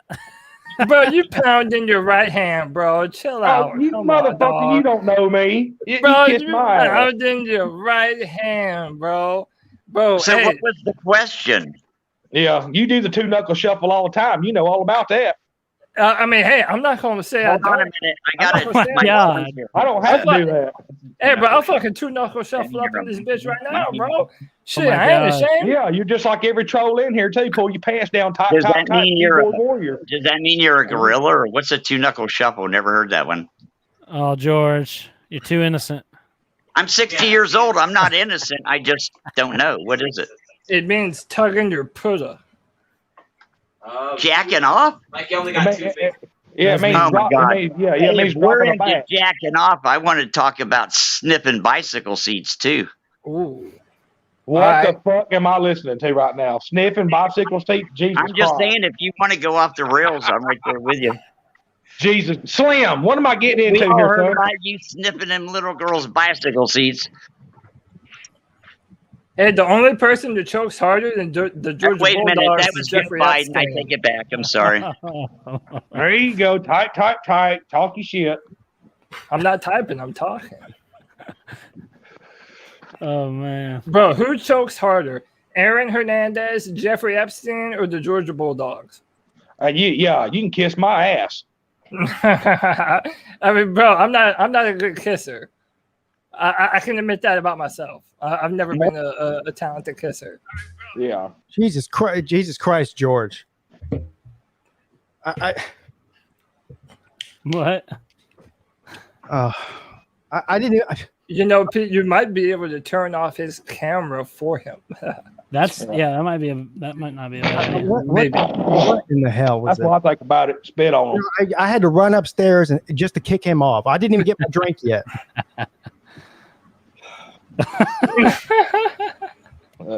No, all serious set aside, man. Pete, thanks for letting me come in here for a few minutes to talk some shit, brother. All right, Raj. Yeah, Raj, you motherfuckers. I'm going to go up here and drink some more Miller Lite and go to Pound Town here in about another hour and a half, sir. Hey, at least do your left hand this time, bro. Give the right listen one a here, break, son. bro. I've been married for 22 years, motherfucker. I got somebody to take care of that, if you know what I mean. Yeah, Raj. Damn, they let you marry your hand in Alabama, bro. That's crazy, yo. That's crazy. You're a fucking comedian. I hear you over. Go get a goddamn haircut. You fucking shaggy looking motherfucker. Yeah. You can go fuck yourself. By the way, it looks in your picture. The only fucking thing you're getting is a goddamn lipstick sandwich in your fingers. Hey, bro, why'd you making fun of my hair, bro? I got that Waitify brown gravy, man. Come on. Yeah, gravy my ass. Yeah, you gravy all over your hands at night, don't you? Nah, well, I mean, sometimes it depends on what night it is. But, you know, my hair is fine, bro. I got that Jesus locks. Yeah, go drop you a batch to on Miami. Go drop it on the Hurricanes eyeball tonight. Nah, we're going to drop it on the Bulldogs. Yeah, no shit. No, that ain't going to happen, sir. If we was to play you, we'd beat the fucking break shit off of you. Bro, how many points are you going to win by then? You're going to win. Call it out. How many points are you going to win by? How did Miami end up in this? I can start talking to Georgia now. I know, right? Yeah, bro, you're outnumbered, man. Georgia, you know, there's not a lot of Georgia fans in here. Are you fucking kidding me? Yeah, bro, there's no Georgia fan. Listen, we got a Georgia Tech fan. We got 2 Clemson fans and a Miami fan, bro. Listen here, I represent every goddamn Georgia fan out there. You can kiss my ass, all right? They're everywhere. Goddamn whole actually. fan base, this motherfucker. They're like cockroaches. All right, so yeah, But they're not like, all right, but Raj. I asked you Raj. how many points are y'all gonna win by? we'd beat y'all by 21 easy. Y'all gonna beat us by 21? Get out of your mind. Yes. Get out of your mind. Yeah, you can go fuck yourself. Yeah, you can go fuck yourself. Yeah, you can go fuck yourself, bro. You need to find a YouTube that'll let you talk about all those national championships. If Miami and Georgia play this year, put your money where your mouth is. They don't play Miami this year. Jesse, I'm he's just a saying. Clemson fan. Neither of them will be in the playoffs. Talking about Miami, bro. I'm talking about Clemson, bro. You know a Bulldog won't fuck with a Tiger in a real fight, bro? Come on. Oh, so you're a two-teamer then. Oh, so you're a two-teamer. I see how you are. How am I a two-teamer? No, he's not a Miami fan. How am I a two-teamer? I'm not a Miami fan. I'm a Clemson fan. King Tiger, motherfucker. You guys have been arguing about two different teams the whole time. This is great. Awesome. Anyways, yeah, like I said, I love here talking shit, man. I love all y'all. Y'all have a good one, man. And yeah, Rod, you motherfuckers out there. Hey, thanks, Jesse, for checking in, bro. I love you, man. See you guys. Y'all have a good Rod. one. Peace and love, bro. That was Kiss great. my ass. Hey, Yeah, you can go fuck yourself. that was great. Listening to Cody and Raj argue, and was they were awesome. talking about two different teams the whole time. I didn't want to say anything. And just for the record, since Jesse wanted to throw it in there, Miami's front seven would kill that statue called JT Daniel. You know I'm still in here, right? Yeah, we see your picture, bro. That's fine. I'm just fucking you, Slim. I love you, buddy. Hey, Call me later, buddy. All right, man. All right, see you, buddy. All right, I'll Raj. watch it. I'll say it to him too. It'll be all right. Oh, Slim don't give a fuck. None. So, Raj. Yeah, Rod. So I think I let this stream go on about 15 minutes longer than it should have. I'm going to be honest, because George, I don't know what George has been. Well, actually, I do know what George has been smoking, but he's just smoking something extra strong today. This thing sideways 45 minutes ago. You have never seen a white boy run so fast as when I heard what I heard, and I was downstairs, watching me run upstairs to kick him off the stream. I mean, you never seen somebody. I mean, I was fucking. See, I was going to a good I was spot. Olympic hurdling over furniture and shit to get up here to kick him off. I was going through a dead spot, so I missed what he said. Oh well, let's not repeat it. Anybody, please, thank you. But I'm gonna end this thing. I think I've been on for about 2.5 hours. That was a lot of fun. Yeah, It says 3 hours actually up here. Oh, 3 hours. Yeah. Well, 2.5 hours for me and another 30 minutes just for you and Cody while I was, Cody, it was nice meeting you, dude. I'll come on man, your good meeting channel. you too. And hey, that Cody Lack under my name, that's my Twitter handle too, man. So you can message me, follow me, shoot me a message, whatever, man. I And, subscribed to your channel. I found your podcast channel. And I man, found cool. Appreciate it. I'm gonna Yeah. be doing some more stuff on C3. Cool, man. I'll see you. Plug their stuff. You got Sea Dog on here. He's got a YouTube channel. Cody has a YouTube channel and a what else you got, Cody? Yeah, well, I'm doing the YouTube C3 right now. Carolina Cat Chronicles. Check us out on YouTube. We do our podcast every Tuesday night at 9. And during the football season, 30 minutes after every game, we do a reaction show. And if you're a fan of the draft, I am also the Panthers analyst at drafttech.com. So you can check out my content there. And that's it, man. That's all from me, man. All right, Sea Dog, you. I do, videos that piss off Georgia fans, and I'm about to stream this Georgia Tech versus Vandy game. So yeah, you just type in Sea Dog there on the old YouTube, and I'll come in and watch and hang out with you. Come hang out with me, yeah, for sure. Yeah, appreciate it. Sounds good. And Slim, what about you? I know you're not on YouTube, but what you got going on that everybody needs to know about? Well, actually, there may be some videos coming down the pipe because I haven't annoyed as many people as I would like to here lately. Oh, that sounds good. So there may actually be some videos coming down the pipe. Some of those Uncle Lou style halftime or game recap videos, that kind of thing. Me walking around with a cell phone. Yeah, you'd be good on YouTube, but you definitely have what it takes. I think you just don't have the time. That's your issue. Yeah, but I mean, outside of that, I'm in everybody's live stream, annoying and entertaining as many as possible. Definitely one of my favorite. Not even really close. Hey, C-Dog, I just subscribed to you, man. Oh, thanks. I subscribe to you too, man. I Cool, look I forward got to you. I look forward to seeing you around. It's been Yeah, great. man. If you go live later, I'll come and hang out with you in the Okay, chat. cool. Yeah, the game starts here in about 9 minutes. Both so- Sea Dog and Cody and Slim Shady, but particularly Sea Dog and Cody have been here since the beginning of the stream, and they actually kept the thing going when I was literally in the dark. So Oh, good. Made a new friend, so that was good.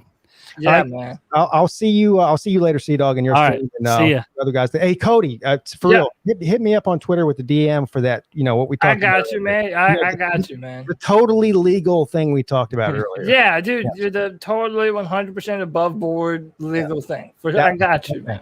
Yeah, Yeah, All right. for sure. All right, everybody in the chat too. Thank you, all the people that sent super chats, all the people that just came and hung out, and you know, this was a wild stream, but it was a lot of fun. Love all of you. See you later. Your boy Pigskin Pete and the rest of us are checking out. Peace and love, all in. See ya. Oh, Pete, you got to end the stream. Yeah, You gotta end he the doesn't. stream. He doesn't use Streamlab. Okay, no. See, now what we got to do is just fucking wait here until Pete realizes, yo, my fucking channel's still live, bro. What the hell? I'll hang out. I don't care. Yeah, fuck it, I'll do it too. I've still got 2 hours of driving to do, so I got nothing better to do. I mean, well, shit. What's up, y'all? What's up? That's awesome. I'm gonna pull out this game. It starts here at 7. Yeah. I should probably message. Yo, Pete. Yeah, he's in the chat. He says, "What the fuck?" Yo, Pete, you hit end stream. You have to end the stream, bro. This is one of the best streams I've ever been a part of. Yeah, and dude, I didn't even intend to be a part of this, and this has been the best. It's outstanding. Oh my God. Pete's fucking up. That's hilarious. You gotta hit end stream, buddy. We should play the Jeopardy thing until it comes back. Yeah.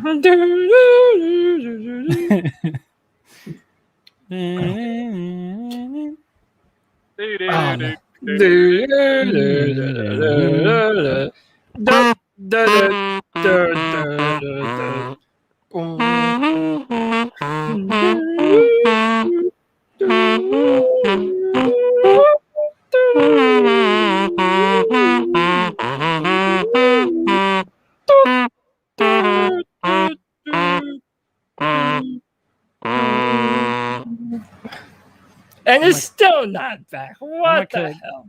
I'm a kazoo expert.